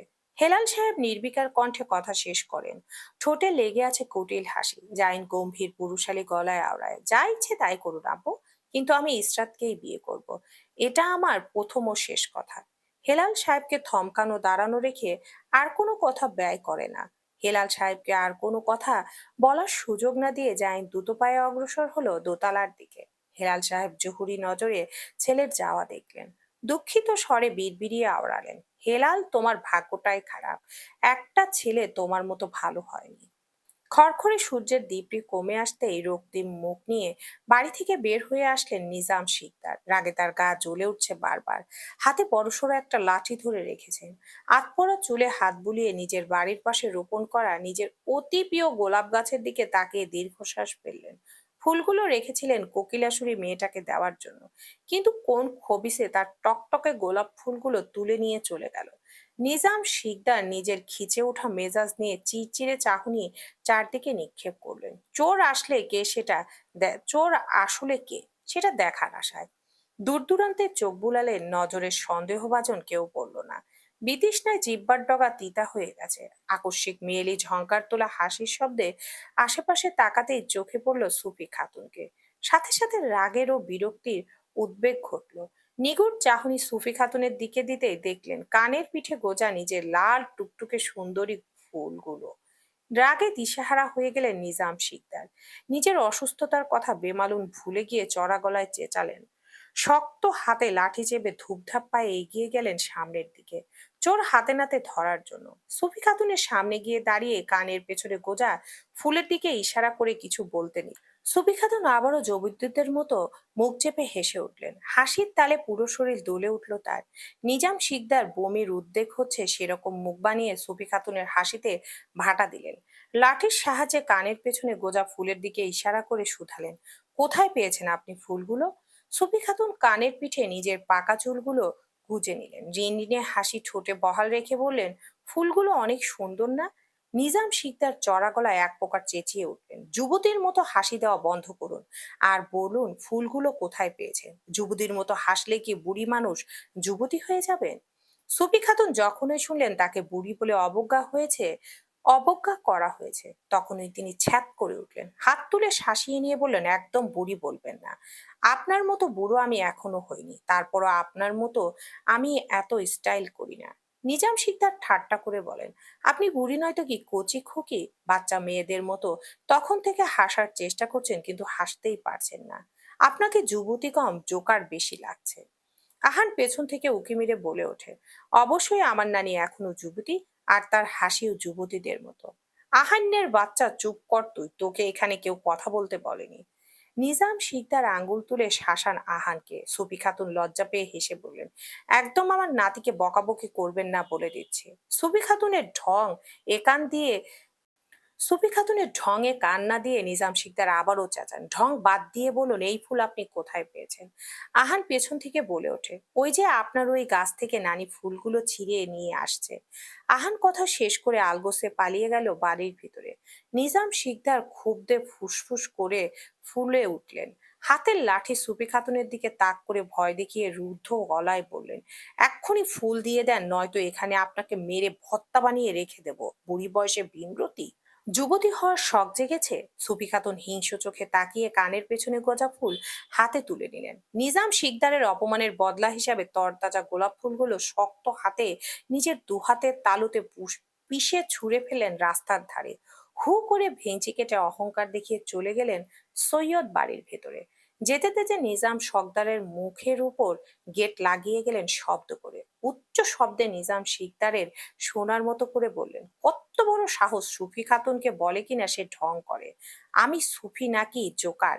এবার একটা শিক্ষা হবে ওই বুড়া নিজামের, জীবনে আরো একবার আমাকে বুড়ি বলতে একবার হলেও ভাববে। মমর সাথে দ্বিতীয়বারের ন্যায় মাহাদির দেখা, তাও অনাকাঙ্ক্ষিত ভাবে। মম আজ ও কাদায় মাখামাখি করে আছে। সৈয়দ বাড়ির পিচঢালা রাস্তায় স্লিপ কেটে ঠাস করে হাঁটার রাস্তায় পড়েছে। তার মধ্যে আবার নতুন মেহমান তার দিকে তাকিয়ে দাঁত কেলিয়ে হাসছে। ব্যঙ্গ করে হাসতে হাসতে লোকটা আবার হাত বাড়িয়ে দিয়েছে তার দিকে। এই সাহায্য নেওয়ার থেকে বিষ খেয়ে মরে যাওয়া মোমের নিকট সা- সহজ ঠেকল। রাগে দুঃখে মাহাদের বাড়িয়ে দেওয়া হাত অবজ্ঞা করে নিজের হাতের তালুতে ভর দিয়ে ওঠার চেষ্টা করতে আবারও পুরো শরীর নিয়ে ধপাস করে পড়ল। তার মতো একজন প্রাপ্তবয়স্ক যুবতী বারবার একজন অচেনা লোকের সামনে পড়ায় অনেকটাই লজ্জায় পড়ল। চোখের কাছে কিনখত কালের ভেতর জমা হলো একরাশি জল। তা বের হওয়ার আগে হাতের তালুতে ভর দিয়ে উঠতে যাবে, বৃষ্টির পানি মাথায় লাগায় হাঁচি দিতে যাবে, আর তখনই ঘটল দুর্ঘটনা। হাঁচির সাথে অসাবধানে বসাতে সর্দি বের হয়ে আসলো নাকের ডগায়, আর তা দেখে হা হা করে গা কাঁপিয়ে হেসে উঠল মাহাদি। মাহাদির হাসি দেখে লজ্জায় অস্বস্তিতে ঝরঝর করে চোখ দিয়ে দুফোঁটা জল গড়িয়ে পড়ল মোমের। লজ্জায় মুখ ঢেকে কোনো রকম নিচ থেকে ওঠার চেষ্টা করতে তৃতীয়বারের মতো পায়ের সাথে বেজে ঠাস করে পড়ল। মাহাদির হাসির জঙ্কার তার সাথে আরো বেশি বৃদ্ধি পেল।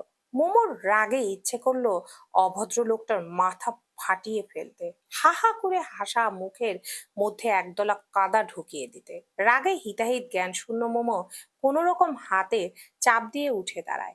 পায়ে হয়তো মোচড় লেগেছে তৃতীয়বার পা বেজে পড়ায় জন্য। তাই মম উঠে সোজা দাঁড়াতেই চিনচিনে ব্যথায় সারা শরীর অসাড় হয়ে গেল। এর মধ্যে মাহাদি পুরুষালী গলার উচ্চ শব্দে হাসির আওয়াজ কানে বিচ্ছে অস্বাভাবিক ভাবে। মাহাদির হাসি একইভাবে এখনো বহাল। মোমো হাতে নেওয়া কাদার দলা মাহাদির হাসির মধ্যে তার মুখের ভেতর থাবা মেরে ফেলে দিল, যা সোজা গিয়ে মাহাদির মুখে লাগলো। হাসি হাসি মুখখানা এক নিমিষে পানসুটে বর্ণের ধারণ করলো।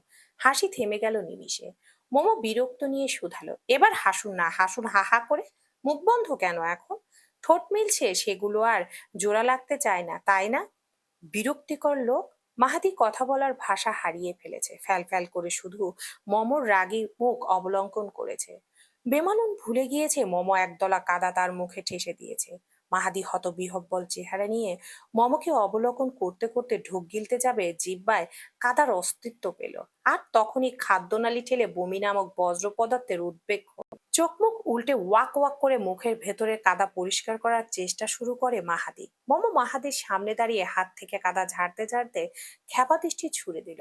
গটগট করে পা ফেলে নাসির মঞ্জিলে যাওয়ার উদ্দেশ্যে উল্টো পথে হাঁটা ধরলো। মনে মনে নিজেকে বলল, আর জীবনে এই কুফা বাড়িতে আসবে না, যখনই আসি তখনই কাদায় পড়ে গড়াগড়ি খাই। মমর যাওয়ার দিকে চোখ তুলে একবার তাকিয়ে মাহাদি আবার থু থু করে মুখের কাদা ফেলার চেষ্টা করে। জিহ্বায় এখনো কাদার ছোট ছোট অংশের অস্তিত্ব রয়েছে। সে উপলব্ধি করতে পারছে মুখ থেকে কাদা পরিষ্কার করতে করতে মৃদু কণ্ঠে আওড়ায়, স্টেজ, আমি কি করলাম? এত রাগ করলো কেন? চলবে।